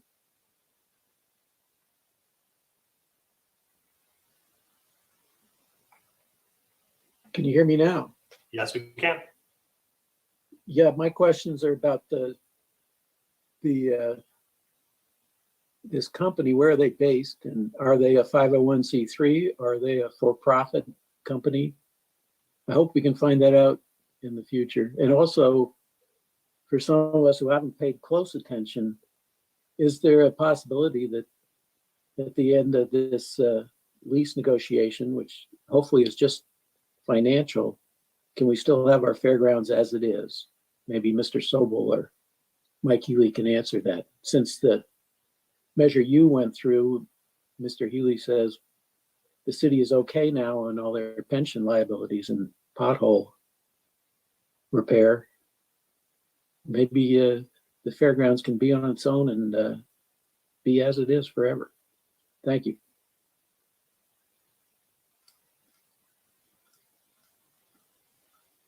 Next speaker that we have is Fairground supporter, followed by James Porter. Fairground supporter, I'll now allow you to unmute. You can unmute yourself and begin. Can you hear me? Yes, I can. Okay. As someone who grew up in Sonoma County, I think it is really important to allow people outside of Sonoma County having a voice, especially in the outlying counties.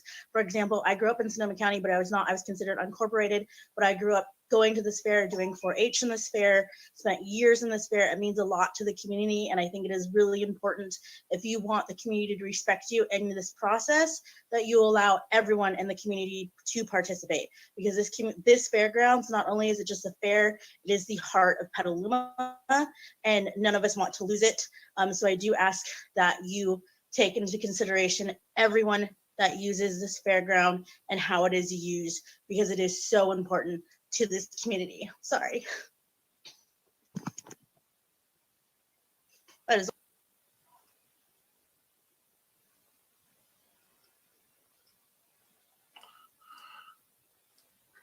Sorry, Fairground supporter. Did you have anything else to add? I cut you off on an accident 10 seconds early. No, I do not. I just ask that you listen to the community and you respect what they have to say. Thank you for your comments. The next speaker that we have is James Porter, followed by DLR. James, I'll now allow you to speak. You can mute yourself and begin. Yeah, I just wanted to make the point, since I don't know if I'll get an opportunity again. I agree with the points that have been made about representing the community, whether you live within the city limits or not. As a parent of 2 children that go to school at the fairgrounds, I would just like to voice my opinion that I think whatever the structure ends up being of this part of the process, that you include outside of the lottery process, some people that are very direct stakeholders, not only elements of the community that participate in the fair, but also those who have children and have a vested interest in the schools that are on the fairgrounds. That is my only comment.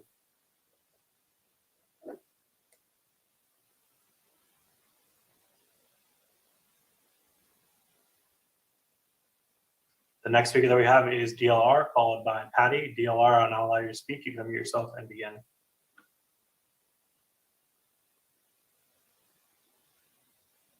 DLR, you can unmute yourself and begin. Am I on? Yes, you are. I'd just like to say, as a resident for 30 years, Petaluma Fairgrounds has been a staple of the community. and has been. And one of the reasons why we moved here, because there was so much stuff to do, and it also added to the community and everything. And I just don't understand how this could not go forward with the council not thinking this is right for the community. The community wants it, and we're the public, and I think that they should listen to us. And that's about what I have to say. Thank you very much.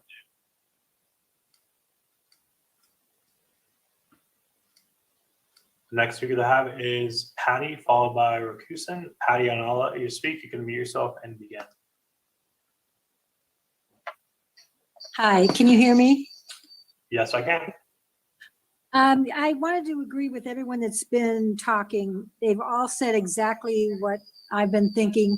We live outside the city limits. We've lived here over 30 years, as well as probably most of the people that are on this tonight. And we wanted, it's just very frustrating to think that we can't be in that lottery. The 94952 and the 94954 is all Petaluma, whether you're inside the city limits or not. And I think that us living here, we should be represented. I mean, we have a business inside the city limits and we still can't vote in anything because our residence is outside of the city limits. Very frustrating. I agree with everything that everyone said, and thank you for listening.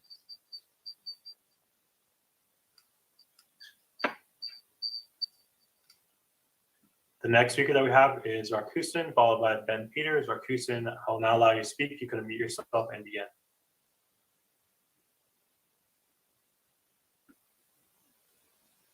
Rakusen, if you're there, you can unmute yourself and begin. Terrific. Can you hear me? Yes. All right. I just want to say that right now we heard a lot of ideas about engaging community, which is great. And I've agreed with a lot of the comments made. And when it comes to cost of implementing some kind of layered approaches, this with a lot of administrative, we're talking about infrastructure, they're talking about bringing in outside observers to make the policy transparent. You have to wonder if it couldn't be better spent in giving same access to those tools of communication, report templates to provide proposals to this committee on what to do with the fairgrounds, communicating, because essentially you're making an everyman stakeholder group funded with city funds, potentially influenced by this group. Healthy Democracy, again, we don't have a lot of information about them. We don't know how long they've done this, other examples of their work. Could also be influenced by committee members, an IAC committee of existing stakeholder groups that could influence basically a new stakeholder group of potentially inexperienced, not self-selected people. So it just adds a lot of layers when it could just be direct and empowering. I'm sorry, but your time has expired. The next speaker that we have is Ben Peters, followed by Nicole Marzo. Ben, I'll allow you to speak. You can unmute yourself and begin. Good evening, everyone. I would just like to say, in terms of stakeholder groups and representation, the current Fair Board is made up of 6 Republicans, 2 declined to state, and 1 Democrat. In addition, there are 3 members from Petaluma and 2 from Cotati, 2 from Novato, 1 from Inverness, 1 from Sonoma. So that's the current Fair Board. And then there's the stakeholder groups and the citizen committees. And I'd just like to say that 100% of stakeholders need to accept that Joe Biden was the legitimate winner of the last election, because it seems like the Republican Party has had a problem with democracy recently. The next speaker that we have is Nicole Marzo, followed by Christy Hubacher. Nicole, I will now allow you to speak. You can unmute yourself and begin. Unmute. Hi, can you hear me? Yes, we can. Okay, so I'm gonna have a series of questions that I know you can't answer, but I just want to throw them out there. The staff people that are in this panel tonight, I think there's 4 of you. what is your role on this subcommittee as far as, are you neutral and just neutral stakeholders, right? Because otherwise it's skewed to the city council. The second one is, are the people that are invited to apply for this panel, do they have to be tax filers, right? When we talk about diversity, is that going to match the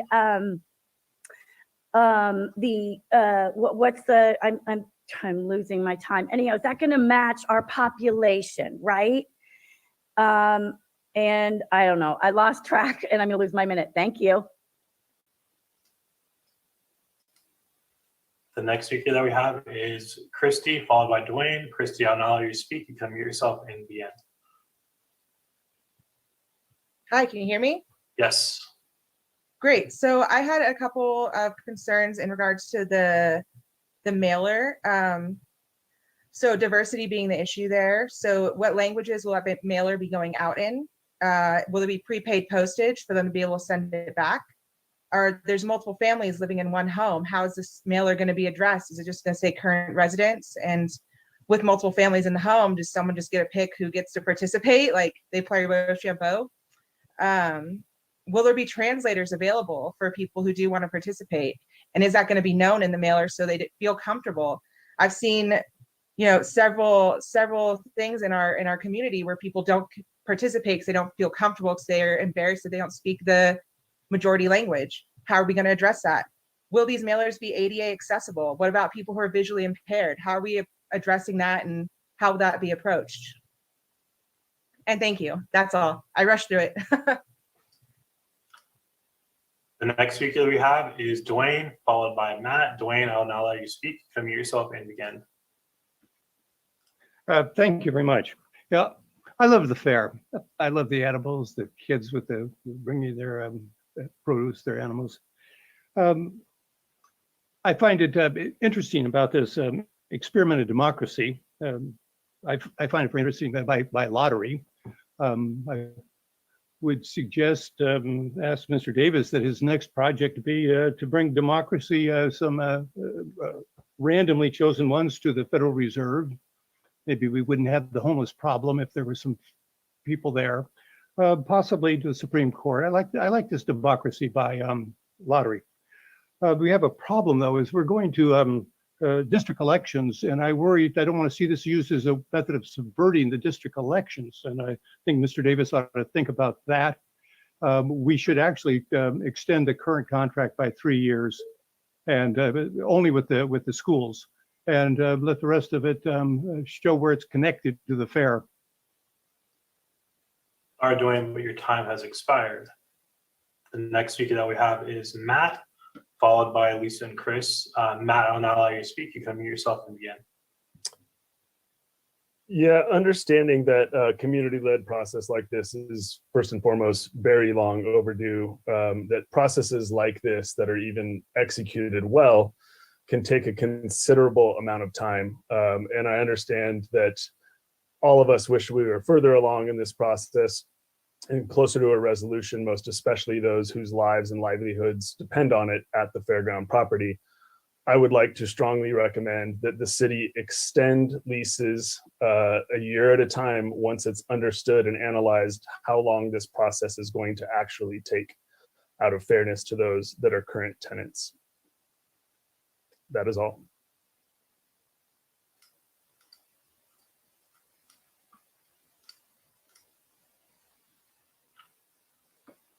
The next speaker that we have is Lisa and Chris, followed by Kate. Lisa and Chris, I will now allow you to speak. You can mute yourself and begin. Okay. I came here because I was born in Petaluma, and I feel the fairgrounds is completely important for how Petaluma is a town. We need our fairgrounds, and so do the surrounding communities. We were lucky to not have fire engulf our town, and we helped thousands of people from other communities during the Tubbs fire. This is a refuge. We need to keep having the space, not only for the fair, but for every part of the community that brings us as citizens together. I have children who are grown adults, and they live here and they would like to have this too. And this is part of our history with our grandparents at the fairgrounds for families that stayed here despite all the cost that cost Petaluma to try to struggle and stay here, because it's such a wonderful place, because it brings people together and shares friendships at this very special place. The reward of keeping this space to enjoy and cherish for education and recreation. And we need to keep that up. And I had a much longer speech. And I just want to say, please listen to us, the community. We care about the fairgrounds. We want it. The next speaker that you have is Kate, followed by Alex. Kate, I'll now allow you to speak. You could unmute yourself and begin.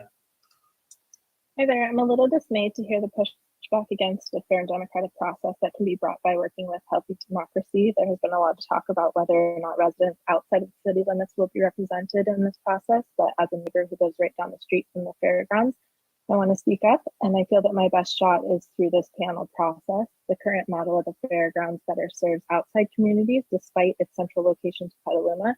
Proximity of this land to low-income neighborhoods and housing areas, and the lack of safe and accessible parks and open spaces in the Midtown neighborhood are significant facts that I hope will not be overlooked when the future of this parcel is decided. This is an opportunity for city-owned property to be better used by those who reside in the city, and in particular the surrounding neighborhoods. There's also an opportunity to identify ways we can bring people to the site on a more regular basis. Please hear the community that lives in this neighborhood. I hope that the decision is made to work with healthy democracy so that all of our voices are heard. Thank you.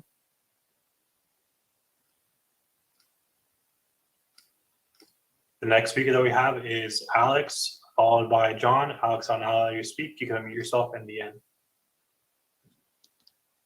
Hi, am I on? Yes, you are. Hi, my name is Alex DeCarli. I'm proud to say that I come from a family that's been here since the birth of Petaluma, and I'm privileged to say that mine and several others built this town.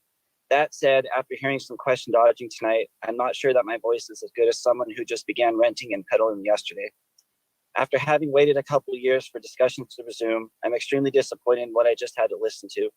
I get that we have to establish a foundation for discussion, but tonight, everything but the subject at hand was discussed.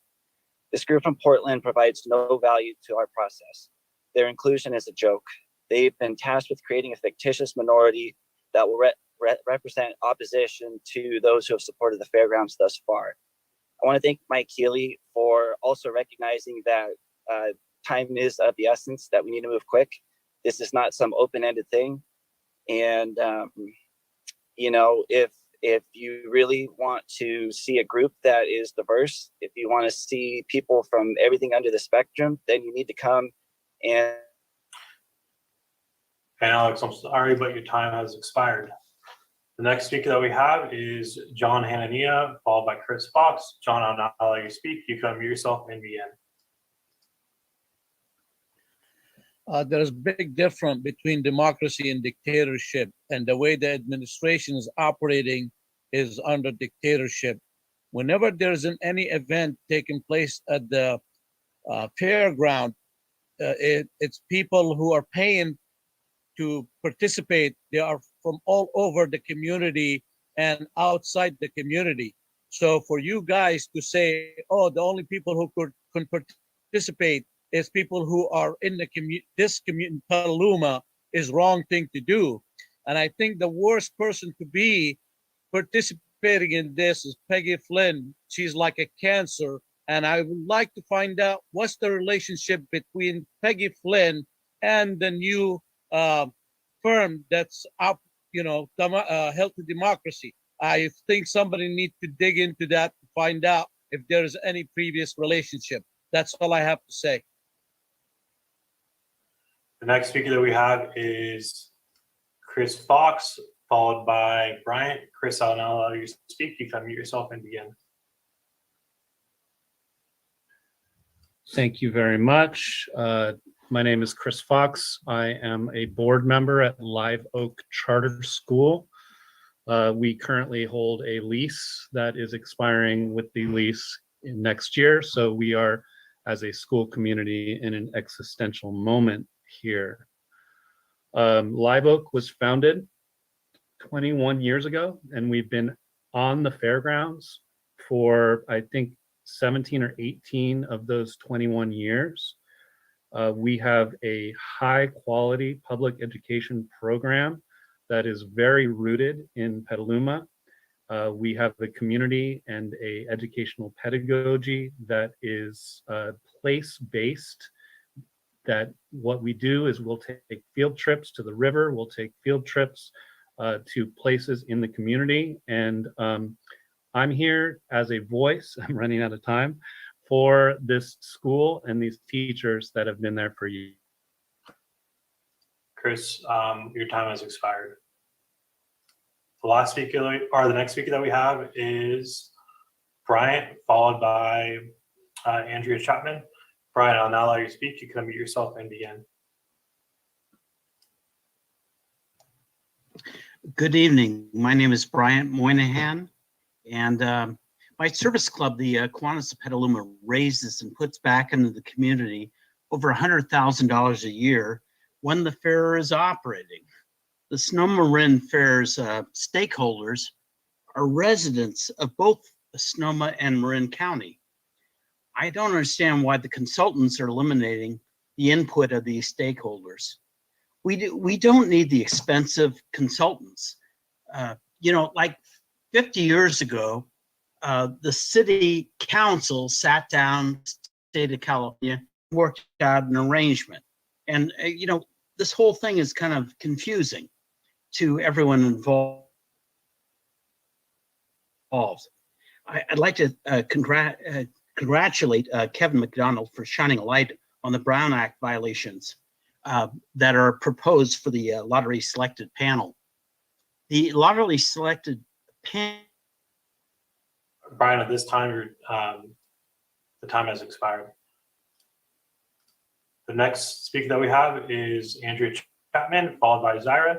Andrea, I'll now allow you to speak. You can unmute yourself and begin. Good evening. Yeah, so I agree with a lot of the previous speakers on the community being outside of Petaluma is really not getting their voice heard, is the way that this seems. And I feel like everybody that's here on this call are the people who care. And I feel like this lottery that's presented to us is kind of a slap in the face to the community of those who maybe live in the city limits and who would like to partake in the process and feel that their voice is equally heard. But when you're going out there and you're sending out a lottery and you're getting random people and then you're going to pay them a stipend, that's just a slap in the face. And I just don't think that that's a fair way to engage the public. And also, I would like to know if this process. Andrew, at this time, your time has expired. The next speaker that we have is Zaira, followed by Nan. Zaira, I'll now allow you to speak. You can unmute yourself and begin. Hey everyone, good evening. So this is the first time that we've, I think, had a public engagement. I would have to agree with Mike Healy in terms of more questions for the consultants. Don't get me wrong, consultants, I do appreciate the idea of diversifying our boards and commissions and the stipends. However, you know, I think it is crucial for us to listen to the stakeholders in addition of including them and not limited to. They need to be outside city limits, just like Sonoma Marin. But I would like to also just say that I think this is an important time for us in Petaluma, for us to collaborate as a whole. It means that we will invite other disenfranchised communities in the past and welcome them as part of this conversation. That's really all I had to say. Appreciate it. Thanks.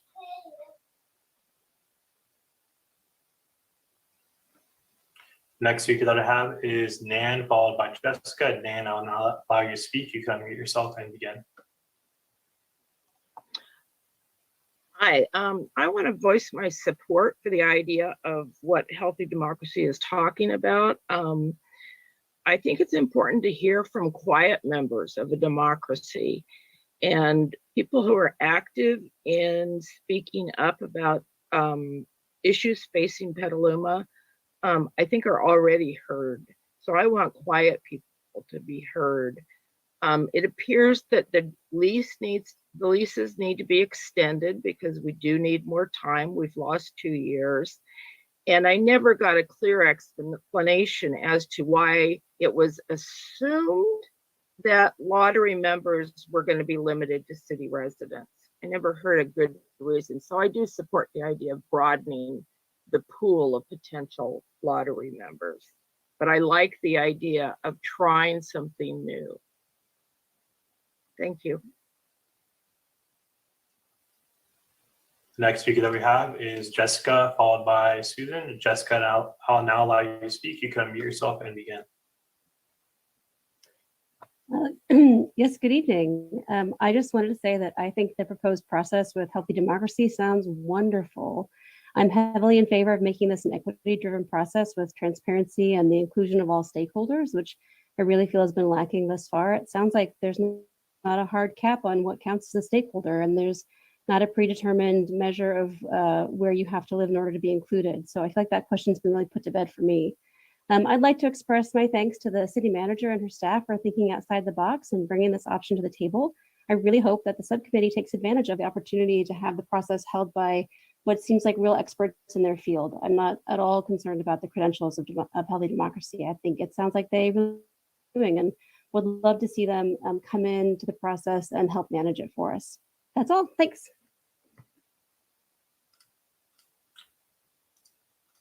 The next speaker that we have is Susan, followed by Fairground supporter. Susan, I'll now allow you to speak. You can unmute yourself and begin.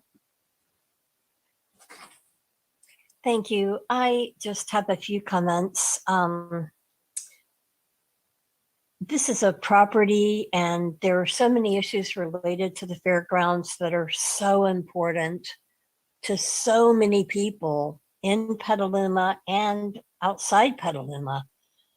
I'm not sure I support a lottery process.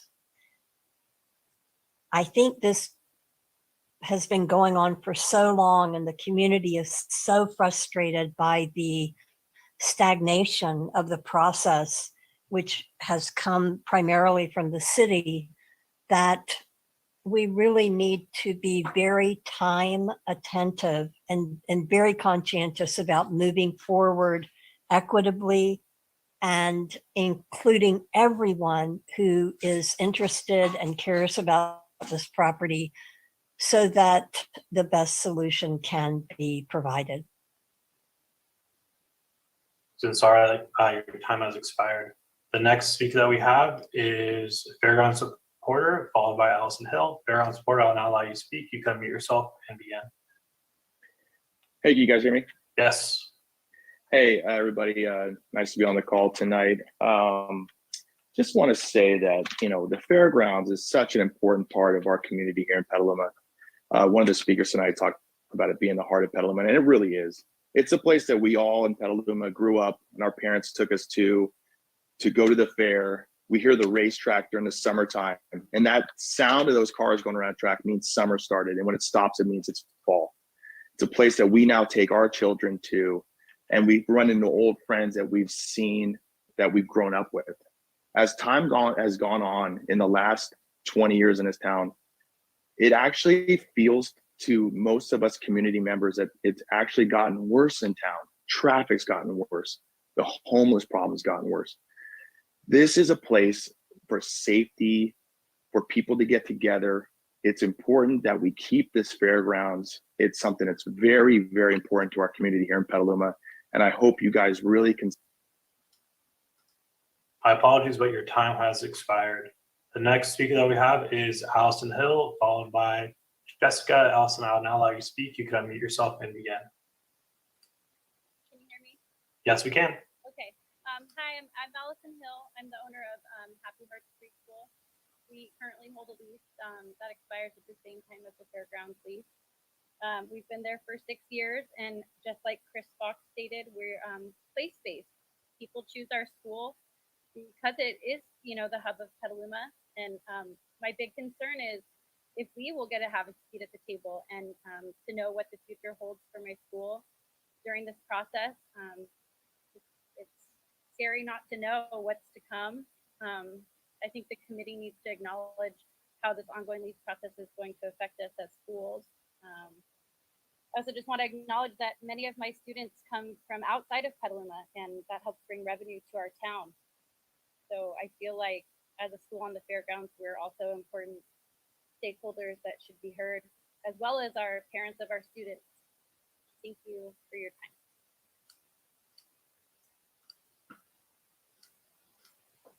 The next speaker that we have is Jessica, followed by Dina.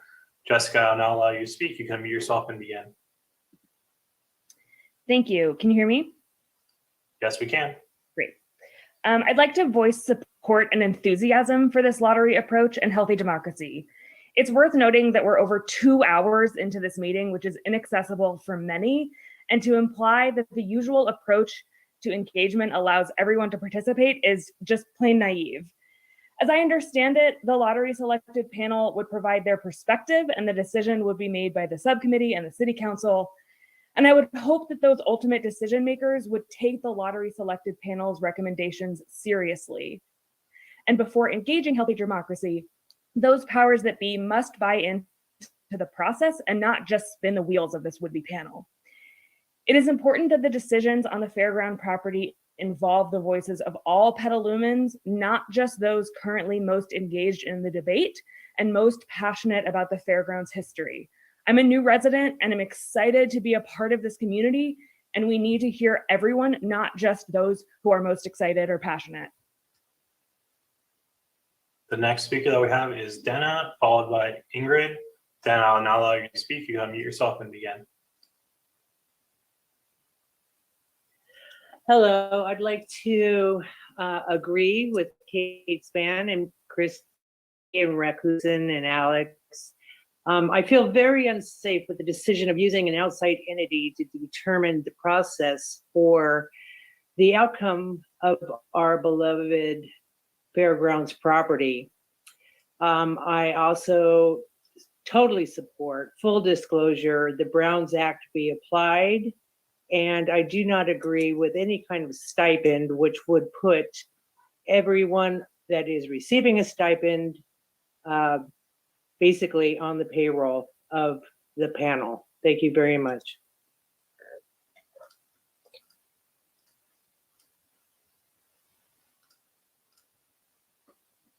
The next speaker that we have is Ingrid, followed by Fairground supporter Jamie. Ingrid, I'll now allow you to speak. You can unmute yourself and begin. Can you hear me? Yes. Okay, so I agree with the previous comments about using zip codes to include be included in the lottery. I'm also concerned because most large venues that plan events, they plan things in advance, like a year in advance. And so with the lease expiring as soon as it is, I think that it's really not a smart idea to be experimenting with the process right now. It seems to me like that you're just simply trying to run the clock out on the lease and force businesses out of the fairgrounds to make this take this out of their hands and put it back into yours. I would say that you need to extend the leases so that these people can run their businesses adequately. As a business owner, I can say that I don't plan things a month at a time. I want stability in my business, and these business owners deserve that respect and that stability, and so does our community. The next speaker that we have is Fairground supporter Jamie, followed by M. Sullivan. Fairground supporter Jamie, I will now allow you to speak. You can unmute yourself and begin. Hi. I'd first like to say that the presentation of healthy democracy sounds like a disorganized mess, especially considering the time constraint presented. If you think the people on this Zoom don't realize that you've beat around the bush every time you've been asked a question tonight, you're wrong. I also feel that it's irresponsible that the city is willing to spend, as Peggy said, an unknown amount of our hard-earned tax dollars to get a 3% engagement from the mailers is irresponsible. If you choose to use healthy democracy, the dream of an inclusive community engagement is unattainable. I feel that you'll get many people that do not care at all about the future of the fairgrounds on either side. You have a meeting full of 300 people right now that want our voices heard, and you're not listening. The city of Petaluma is losing even more public trust than they already have lost. Thank you.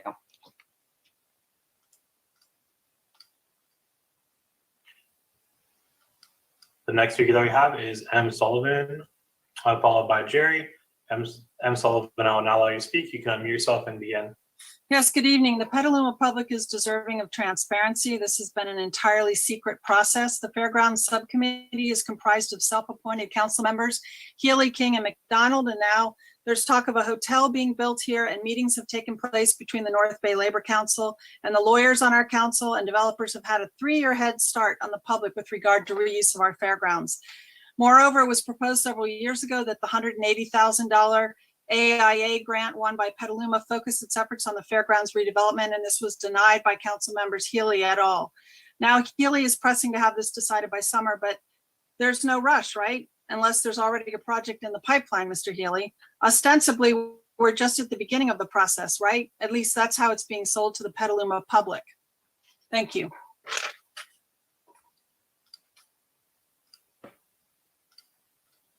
The next speaker that we have is Jerry, followed by Marita. Jerry, I'll now allow you to speak. You can unmute yourself and begin. Hi, this is Jerry LaLundberg. I missed the first part of the panel, but in terms of a way to address the lottery panel size, I think you could easily increase it by 50% and continue the use of local folks, as well as giving folks from outside the area who are stakeholders the opportunity to be part of the panel. I cannot say strongly enough how rude I think it is to insult the members of this panel and the city staff for trying to do something in a way that's transparent and useful to the city of Petaluma. This is a very important site. I've worked on this site during multiple disasters, and I trust that we will preserve it in a way that is useful to all of us. But I would like it to be a democratic and a very respectful process instead of making assumptions about particular people's motivations.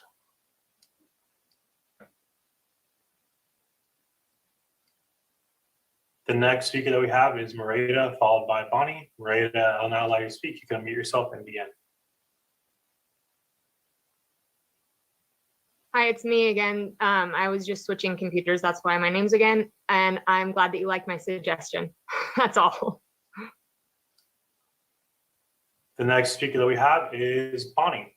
Bonnie, I'll now allow you to speak. You can unmute yourself and begin. Hi, my name's Bonnie Russell-Lorraine. I live in Cotati, and I've been going to the fair for over 30 years. From listening to this meeting, I believe that because of all the delays, this is a rushed process, and we need to extend the lease so that business holders, the businesses on the fairgrounds, have a fair chance. I also think we need to take youth who go to the fair as stakeholders. I'm not sure the youth are being taken into consideration. I'm not sure having an outside entity who is unfamiliar with the culture of our community be the leaders in this process. I appreciate the quest for transparency, but there are people here who need their voices heard, and I don't think with the current process that is happening. Thank you very much.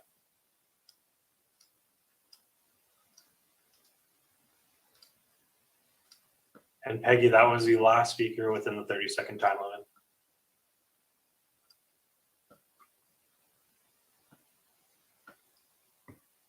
If it's the will of the subcommittees, we've got 12 more speakers. Do we want to offer that opportunity? Dave? I would. Okay. Yeah, I would. It's 12 and a minute each. I'd like to hear from them. Thanks. Yep, agreed. Agreed. Thanks. Agreed. Thanks for the feedback. Aaron, I think we have the last person, Yeah. Jerry Cardo. Perfect. The next speaker that we have is Andrea, followed by Sam. Andrea, I'll now allow you to speak. You can unmute yourself and begin. Hi, can you hear me? Yes, we can. Hi, I too live outside of the quote Petaluma city limits. However, I do business in Petaluma, showed at the fairs, and have been a major part of this community. I too agree with most of them on here tonight that we do need a voice as well. Unfortunately, it seems as though people in Petaluma, mostly newcomers, but some also that have been here for a while, continually want to change the core that brought them here to begin with. We are a small town, we are very welcoming, but we do enjoy having that be the heart of Petaluma. Our children have grown up there, whether it be showing animals, going to the races, or many other things. Boy Scouts, Girl Scouts, various things happen at that fairgrounds. We have also been able to bring in the people and the animals from the fires. We have just spent a lot of time there as a family and as a community, and it is very disheartening to hear that people would like to get rid of what originally brought them to the core of Petaluma. The next speaker that we have is Sam, followed by Brandon. Sam, I'll now allow you to speak. Unmute yourself and begin.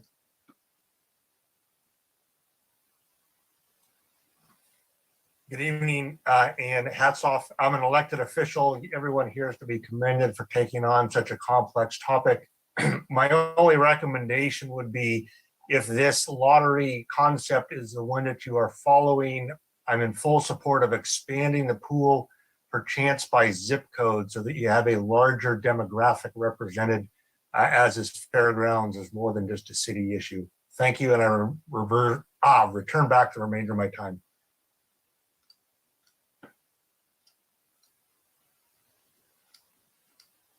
The next speaker that we have is Brandon, followed by Robert. Brandon, I'll now allow you to speak. You can unmute yourself and begin. Can you hear me? Yes. Okay. The Petaluma itself is not just the community by Petaluma. This affects individuals outside of the state itself. As myself being, I am from Texas, being here on this with y'all. I go to the fairgrounds. I try to be there as much as possible. I enjoy going to the fairgrounds. And not only is this just a local community, but it's a worldwide event as well. So people from other countries come to the fairgrounds to be there to support and show how much they enjoy going to Petaluma and enjoying what Petaluma itself gives to the world. That's all I have to say. Thank you.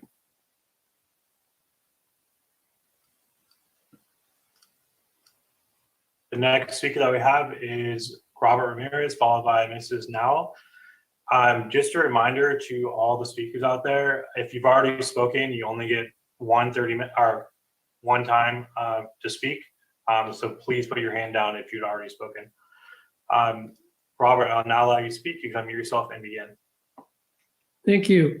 I'd like to first say to Peggy, I'm really sorry that you had to accept that remark. Hopefully we won't have any more of those in the near future. As for the outside, there seems to be some discontent about an outside consultant. I don't know, this is I'm just sort of getting into this whole fair thing. Of obviously lived here all my life, as some of you know, but I think having an outside consultant is nothing new. We do this all the time in business and in city and in politics. They might actually be, if they still want to be in this process, they may decide to change their mind after tonight. But I think having someone that's outside of our community that's not so involved personally, because we are a very passionate community, and sometimes we get a little stuck in our positions. And I guess that's all I want to say. I think opening it up to the county is important because obviously. Sorry, Robert, at this point, your time has expired. The next speaker that we have is Mrs. Nowell, followed by Wilder. Mrs. Nowell, I'll now allow you to speak. You can unmute yourself and begin. Hello, I'm Karen Now, and I'm a teacher on the fairgrounds. I'm also from an agricultural family, and my parents wouldn't be part of this panel because they're outside the city limits. But I do want to ask some questions on how many panel members will be chosen. Will there be background checks on these panel members? I see some potential problems with the lottery panel. What would prevent the panel from being lobbied, pro and con? And would the panel members be able to speak to the public, or would they be sworn to secrecy about meetings? I understand the Brown Act, but I also, is it going to be like a jury, a court jury, where they're sworn to secrecy on what's happening in their meetings? Thank you.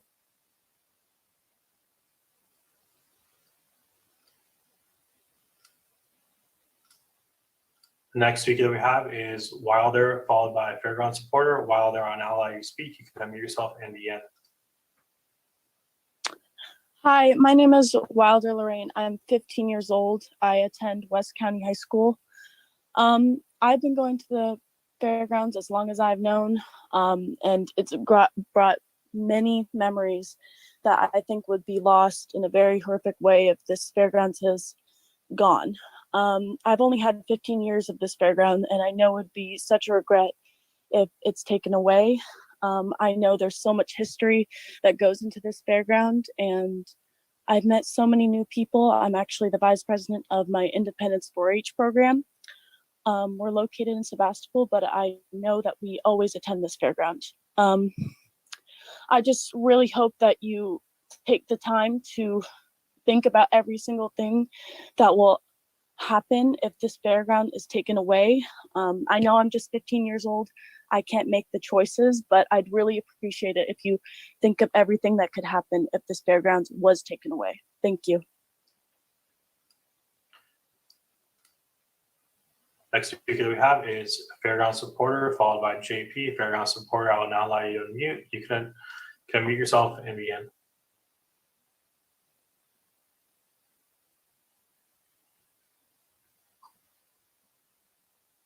Oh, you there? Fairground Supporter, are you there? Hi, can you hear me? Yes, we can.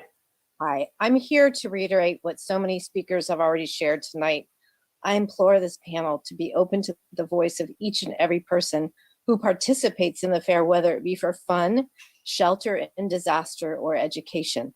The Sonoma Marin Fairgrounds title speaks for the voices that truly matter. Thank you.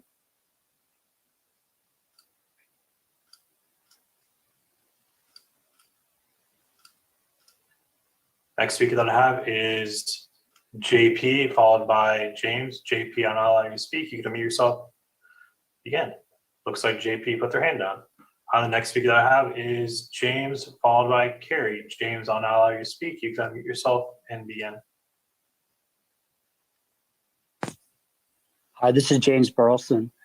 When I came on the fair board 16 years ago, Brian Sobel was the president. He said the number one priority was to work with the city council to establish a partnership, to come to a sound and fair resolution, and ensure the legacy of the fairgrounds for perpetuity. The process has started and stopped numerous times over the years, yet it looks like tonight we may be headed toward that resolution, and that's really exciting. We all know the negotiations won't be perfect, but I do respect the challenge that will finally become a public process. As we have heard tonight from so many of the passionate supporters of the fairgrounds, it's going to be fantastic as we work through this.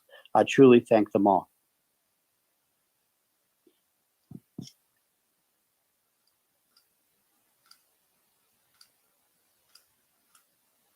The next speaker that we have is Carrie, followed by Ali. Carrie, on now allow you to speak. You can unmute yourself and begin. Oh, good. I've been looking for that unmute button and didn't realize you gave it away. Anyway, can you guys hear me?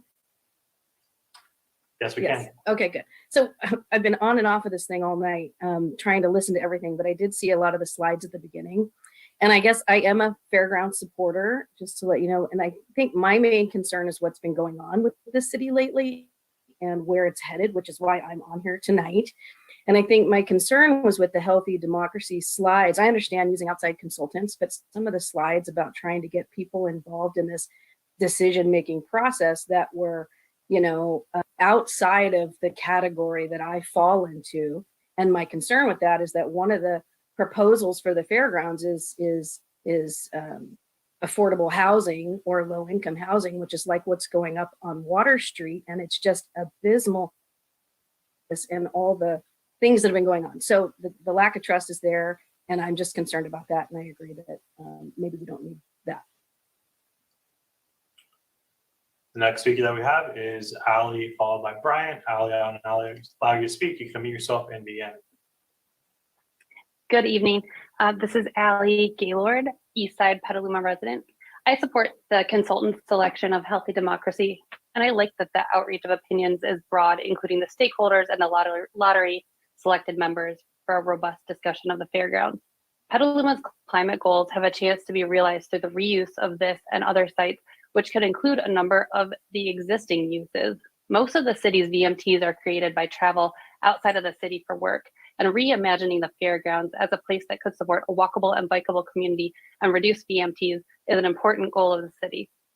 The process should ensure that Petaluma residents will have a primary voice in the process, as the location most directly impacts those residents living in the Midtown area.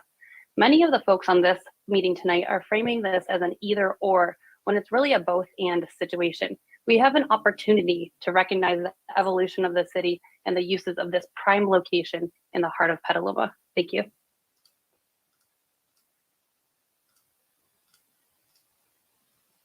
Next speaker that I have is Brian, followed by Stan. Brian, I'll now allow you to speak. You have mute yourself and begin.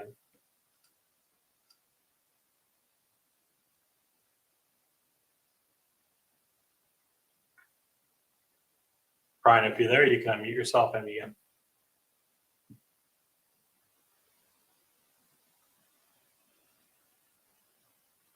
I was just concerned about this lottery selected panel. And Brian, it does look like you've already spoken. So I'm going to mute you and move on to the next speaker. The next speaker that we have is Stan, followed by Jerry. Stan, I'll now allow you to speak. You can mute yourself and begin.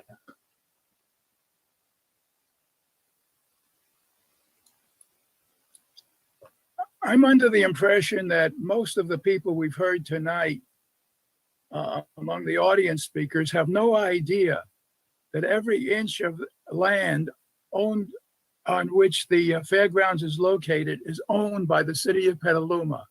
The fairgrounds owns none of it, and that the city of Petaluma's taxpayers have been subsidizing the fairgrounds for the past 50 years by charging the fairgrounds $1 a year as rental fee. Imagine $1 a year for renting all of that space. Taxpayers are also subsidizing everyone who lives outside. Hello? Hello, you still have 15 seconds. Lives outside of the city limits because they don't pay city taxes. So how much more can the taxpayers of the city of Petaluma assume here in taxpayer for? Stan, at this point, your time has expired. Next speaker that we have is Jerry, followed by JP. Jerry, I'll now allow you to speak. You can unmute yourself and begin. Thank you. This is the first I have seen. I think anybody has seen this proposed process. So I think it's going to require some time just to digest it and kind of go through what it truly consists of. But in regard to the folks that are insisting people outside the city limits have a say, I just want to say this. I was born in San Francisco. I've lived here for over 30 years.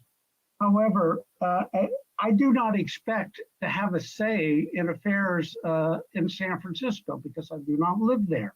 I am outside those city limits. And I think that same parameter should apply here.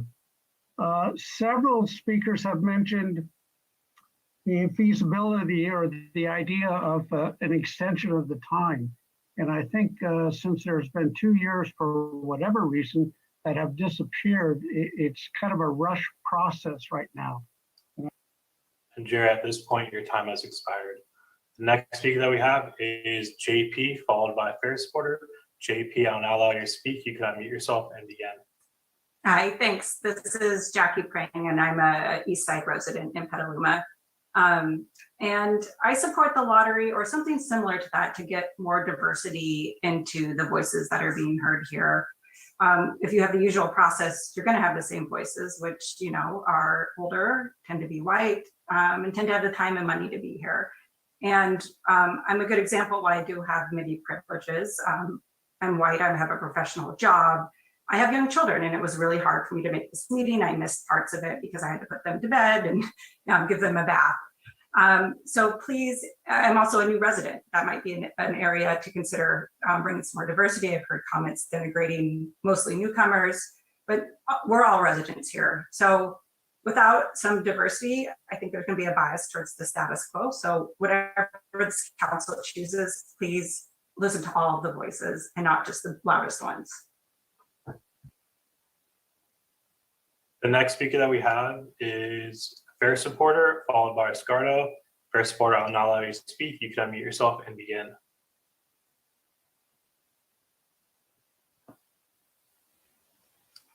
Fair Supporter, you're there?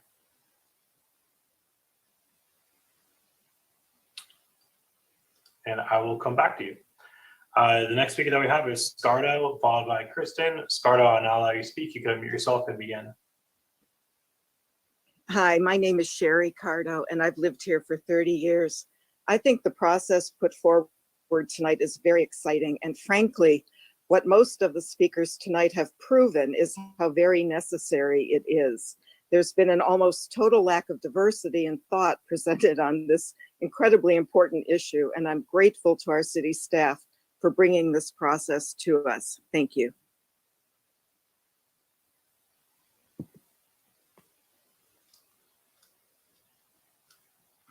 Next speaker that we have is Kristen, followed by Lisa. Kristen, I'll now allow you to speak. You can unmute yourself and begin. Yeah, hi. I've been a resident of Petaluma, born and raised for over 40 years. I've also worked for 2 different cities and have quite a bit of experience with how things are run for city councils. And hearing all of this, I do feel like city council has already made up their mind. And from my experience, it doesn't matter what any of us say. The money is where you guys are going to choose, which is exactly what you guys have done over and over and over and over again. So, you know, honestly, I feel like this hearing is just going through the motions. And I feel like you guys are going to do whatever you guys want to do, where the money is at, regardless of what people in Petaluma want. And it's really unfortunate because, like I said, I'm born and raised here. I've lived here for over 40 years, and I've seen Petaluma transform into something that it never was. I mean, from the homeless to Dutra plants to the. Sorry, your time has expired. The next speaker that I have is Lisa, followed by Ryan. Lisa, I'll now allow you to speak. You can unmute yourself and begin. Looks like, Lisa, you have an older version. Let me come right back to you. Ryan, I'll now allow you to speak. You can unmute yourself and begin.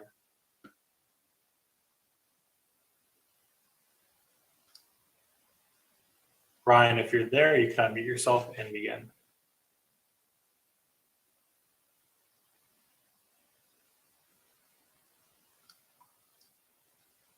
Ryan, I'll come back to you. All right, Lisa, I am going to have to promote you up real quick to allow you to speak. Bear with me.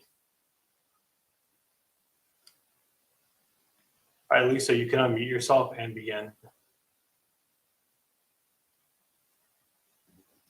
Thank you. We live in West County, and we do use Petaluma for our business, whether it's groceries or whatnot. So we are invested. We have been members of the Friends of Sonoma Marin Fairgrounds and have met several times over the last couple of years. It is a group of many community-based members, and we've been meeting during the pandemic, and it's unfortunate that the city council has not also been able to engage. I'm worried about an outside contract, open-ended, no timeline, no cost listed. And what if the demographics back on the survey don't match their target? Where do you go from that? Thank you. At this point, there are no other hands raised. Thank you, Erin, and thanks to everyone that spoke this evening. That's exactly why we're here, because this does inform the process.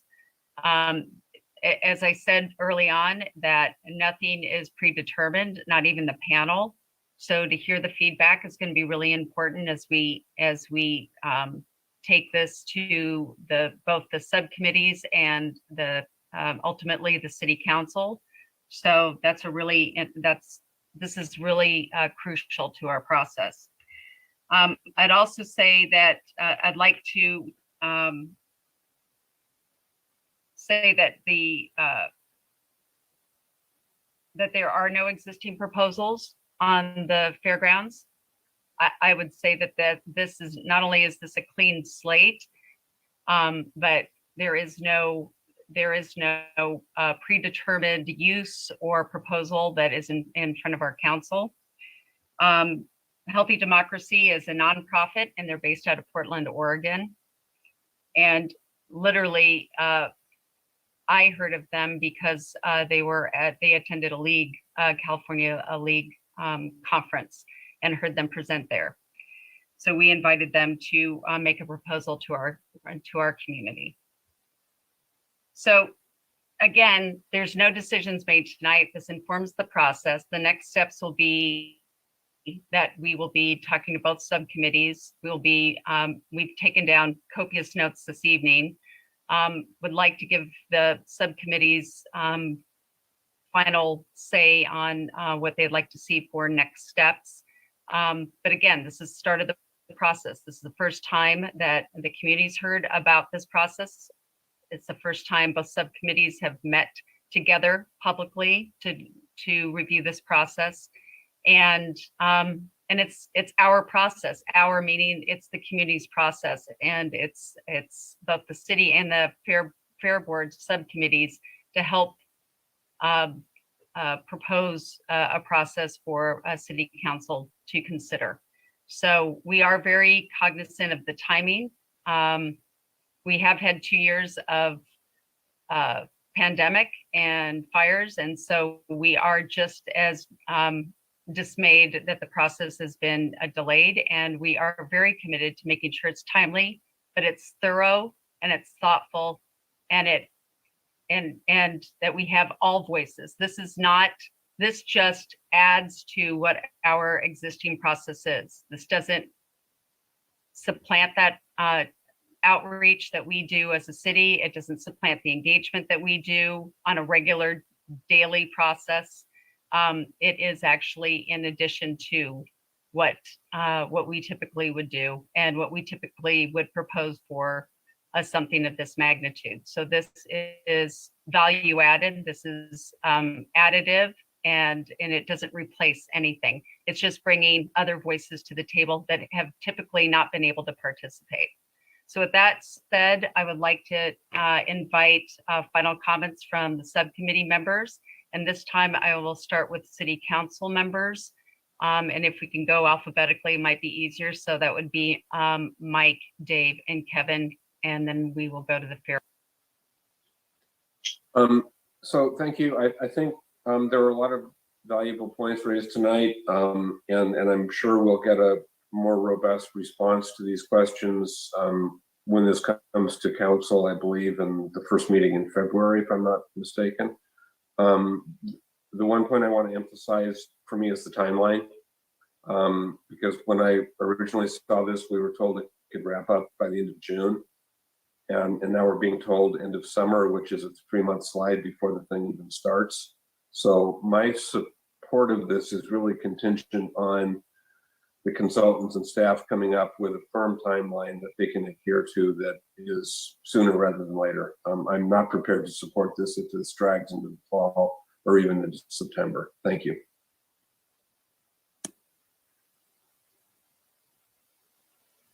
Thank you.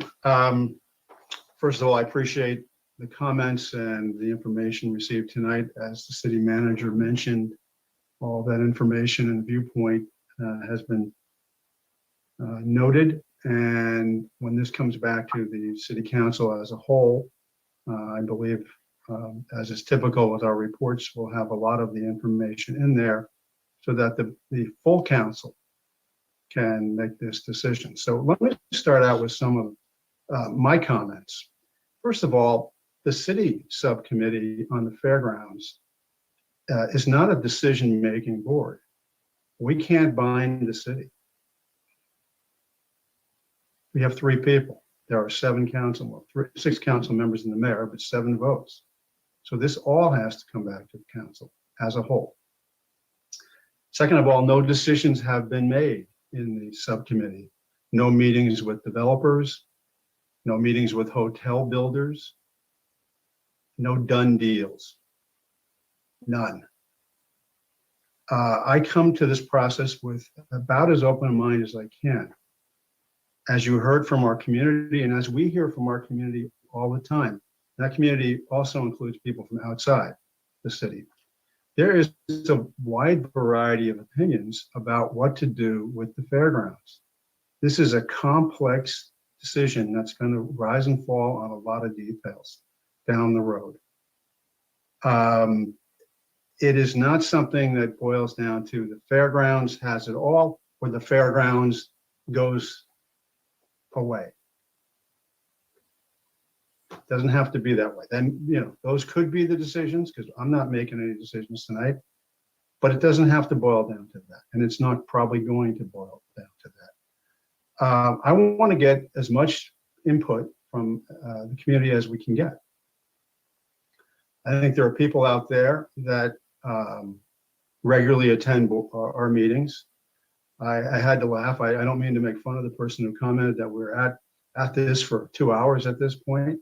And the first thought that crossed my head is 2 hours is short for this city council. I'm not sure we've been out of a meeting in 2 hours in the last 17 or 18 months, probably longer. But the point she's making is well taken. These things can go on, and you know, we need to hear from people. You can email the council or the city staff. You can comment when this comes back to city council. You can comment if it goes forward. You can comment on the recommendations that come forward. There is no shortage of ways for people to speak about what they ultimately want to have happen before any decisions get made. So there was a broad-based opportunity for that. I mean, I view this as an opportunity, not as something that's closing off something. I agree that a timeline, given where things are on the lease, needs to move pretty quickly on this. And I'm looking forward to hearing a little more specific information about that when we come back to the council at whatever point we come back.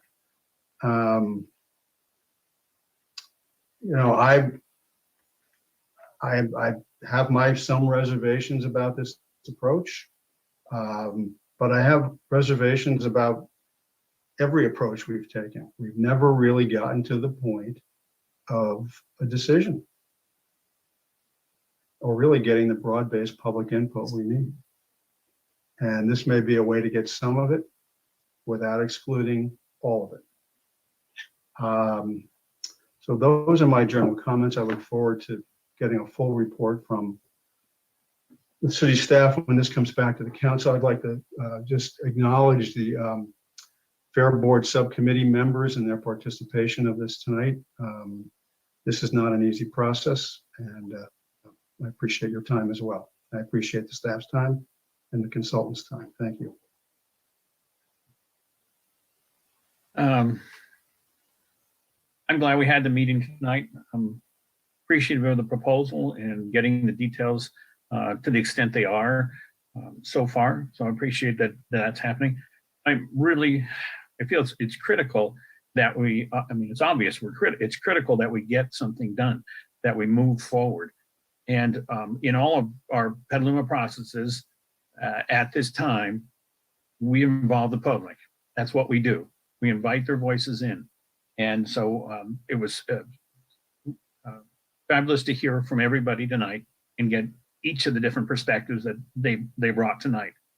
And there were a couple things I did have to comment on. A comment about the Water Street apartments. There's no affordable housing in that. I know your concern was it was affordable housing. There's not affordable housing in that. There was a question about the city saving or solving all its pensions and pothole problems. I think what we've done is staved off bankruptcy.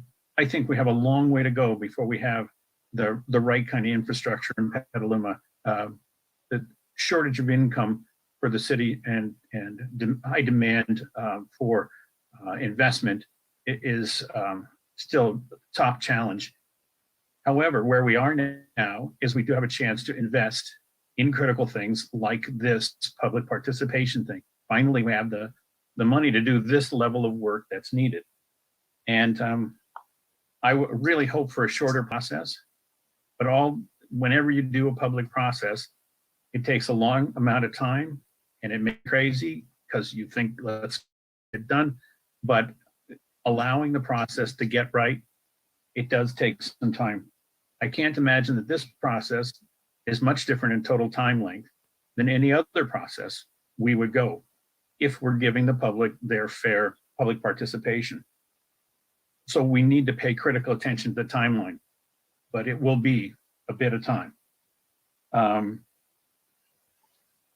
Let's see, all perspectives will get heard. There's as Councilman King mentioned, all voices get to speak. They may not all have seats on the council, but they do, on the panel, but they do have the opportunity to speak. And this process itself is a huge ask of trust of city council to allow another body to have a loud voice. It's difficult for me to say, we're going to trust this outside group to facilitate successfully but at this point, I think that's our best shot. I think this kind of thing is the best way to be trustworthy in the public face. And the council's just going to have to take a step back and let the public really do a lot of heavy talking. And that's a hard ask for the council, for me. And then I kind of love what the group wants to do, right? Taking advocates, the panelists, advocates, and then making them experts, by subject matter experts, by all the input they get, and understanding new perspectives. I expect at the end of this that the people who came in with an opinion will have a listening and understanding of people with different opinions. And that often brings best outcomes when people listen to the others. I am worried that the selection event will provide great disappointment for those who don't get selected. Sure, it's a fun event if you're the one who gets selected, but if you're not the one selected, so we need to be conscious of that. Another important part for me is that equity, it's a big city goal, and it's a priority for me.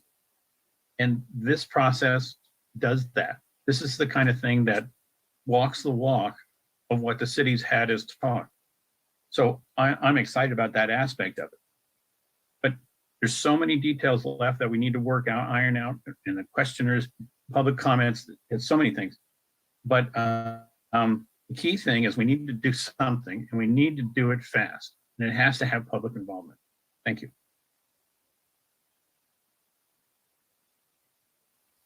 Thank you. And then the Fair Board. I can go first. I wanted to show shed some light on what Councilmember King said and really focus in on that. I really appreciate that he articulated this not necessarily needing to be drastic swings and changes. The pendulum doesn't need to swing all one direction or the other. That the area in the middle is where the majority of us are represented in getting things done. That said, the discussion of clean slate has me worried. This isn't a clean slate. This is not a blank piece of property with nothing going on. There are jobs, there are tenants, there are businesses, there are 9 tenants, there are hundreds of students. There is $460,000 annually raised for local nonprofits, $12 million annual economic impact created by this fair annually. And there are 60 to 70,000 attendees. And our largest day is Sunday, which caters to the Latinx population. This is not a clean slate. The more you delay, the more you erase what is currently serving the community there now, the more you issue pain out to the people that are currently supporting it. There is a multitude of ways to take what the fair is doing now and add to it. But holding this process over the current users' heads with, I don't know what we're going to do and what is going on there now is not important, is a huge disservice to those people who have spoken up for the property and who use the property currently. We can always add and bring more people in, but the clean slate is a slap in the face to those individuals who are there right now. So I would like that to please be recognized significantly. Mike, I would just like to add that that was not my intention with that comment. My clean slate comment was in regards to any potential proposals that folks were thinking that existed. So I'm not discounting, and I don't think anybody on this Zoom meeting is discounting the existing use and value of what occurs on the fairgrounds. The comment was mentioned multiple times this evening, not just by you, Peggy. So I don't hold that just in your lap. It was mentioned multiple times, and the duration of time will be directly connected to how much we respect what's going on in the fairgrounds right now, as Councilmember Healy has mentioned multiple times. Thanks, Mike. I'll jump in now. One of the biggest things for me is inclusivity. And, that's really seems to be what they want to do, is include everyone in the city. But I think we need to make sure, when we sit down in our meetings here soon before this goes to the city council, is that we are inclusive of all of the other communities around Petaluma, around the city. I think that the idea of zip codes came up several times this evening, and I think that's a really good idea. If we work on zip codes to try to get more people involved. The other thing I think we need to make sure we get it written out or find out soon from Healthy Democracy is how many panelists they expect to have, or maybe we can create that. Because right now we have no idea. And so to me, the panelists are really the most important people on this whole process, because they're the ones who are going to put forth the ideas that ultimately will go forward to the city council. So that's why everyone needs to have a shot at getting on that panel, because that's extremely important. And the last thing is to talk about a timeline. Nobody wants to get this done faster than all of us on the board over at the fair. And we need it done fast because our lease is up in 2 years. I'm the only one who's been in these meetings now for close to 6 years since we started talking to John Brown, maybe 7 now. It's been a long, long time since we first tried to have negotiations. And it just really seems like we're at page 1 right now, finally. We were kind of there 2 years ago. But the timeline, as important as it is to get this done quickly, we need to get it done right. We need to listen to the public. We need to reach out to everyone and be inclusive. So that's one thing for me. I don't feel like we'll have to be so rushed, though, to make sure it's done by June to support this.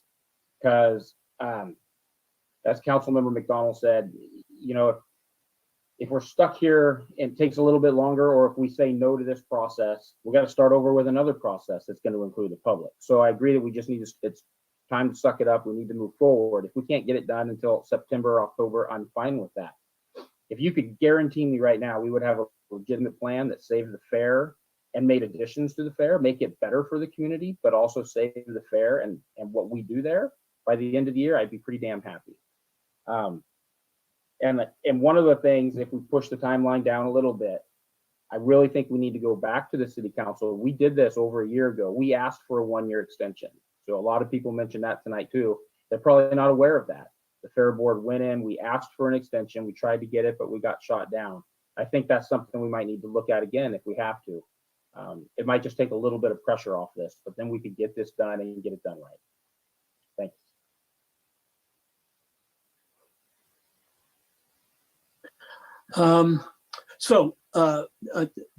Dominic raises some excellent points about the lease extension to work through a lot of these issues. But what we heard tonight were a lot of themes. The themes were that more than just Petaluma residents want to have a say about the Sonoma Marin Fair and the fairgrounds that have represented something to people that not only are in Petaluma, but outside of Petaluma, who may frankly have businesses in Petaluma, but their residence is outside of Petaluma. They would be excluded from this process. So I think we're going to have to really take a hard look at committee composition. The idea, first of all, that this committee would take input from stakeholders, come up with their own decisions and pass it forward to the city council may not be the best construct. So I think just basically, I think we have to look at how the process is being created in the first place. I don't disagree at all with the idea that lots of people should be involved. But picking winners and losers is a problem. It's going to come back to haunt all of us. The expanded zip code idea is good. The lease extension that was talked about makes some sense.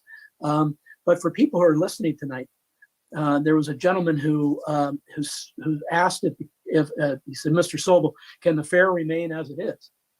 I'm not sure that it can or should, in the sense that this property will revert to the city, and we need to have an agreement which maintains the basic elements of the fair. But I think this all has to happen through many negotiations. And anybody who knows me knows I'm a huge fair supporter, because I think it is absolutely unique in California, almost unique, to have 60 acres of open space in the middle of a community that has come to the fore during crises, during the fires, during everything else. I think the idea that we start chopping it up, we already had one request tonight for 5 acres for something. That's what's going to start happening here. We have to be very clear about the go forwards here. And so I think we need to have the subcommittees meet, put together the construct of this thing. May or may not use the group from Portland. I think we could, but maybe we need to expand our thinking about this. I want to say thank you to the council members, to the city staff, particularly Aaron. Aaron had a hell of a job tonight trying to get everybody in to speak and to hold times and that sort of thing. So good on Aaron, wherever you are. I don't see you there, but good on you.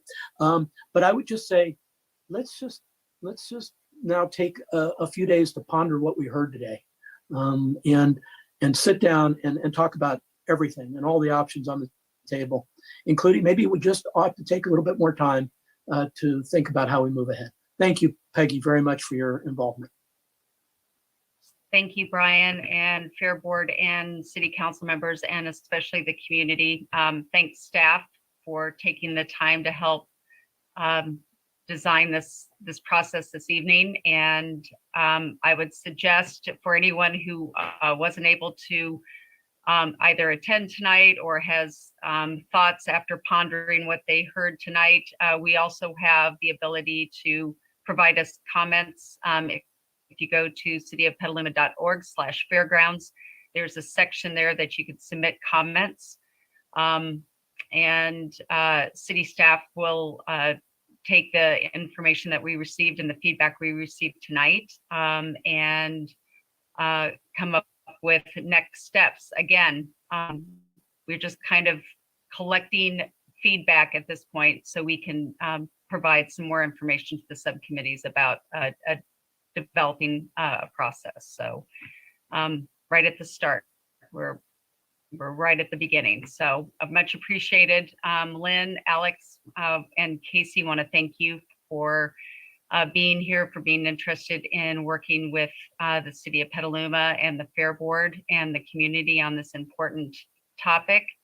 And we will circle back and make sure that everybody knows what our next steps are very soon. So with that, I'm going to close the meeting and wish everyone a good night. Recording.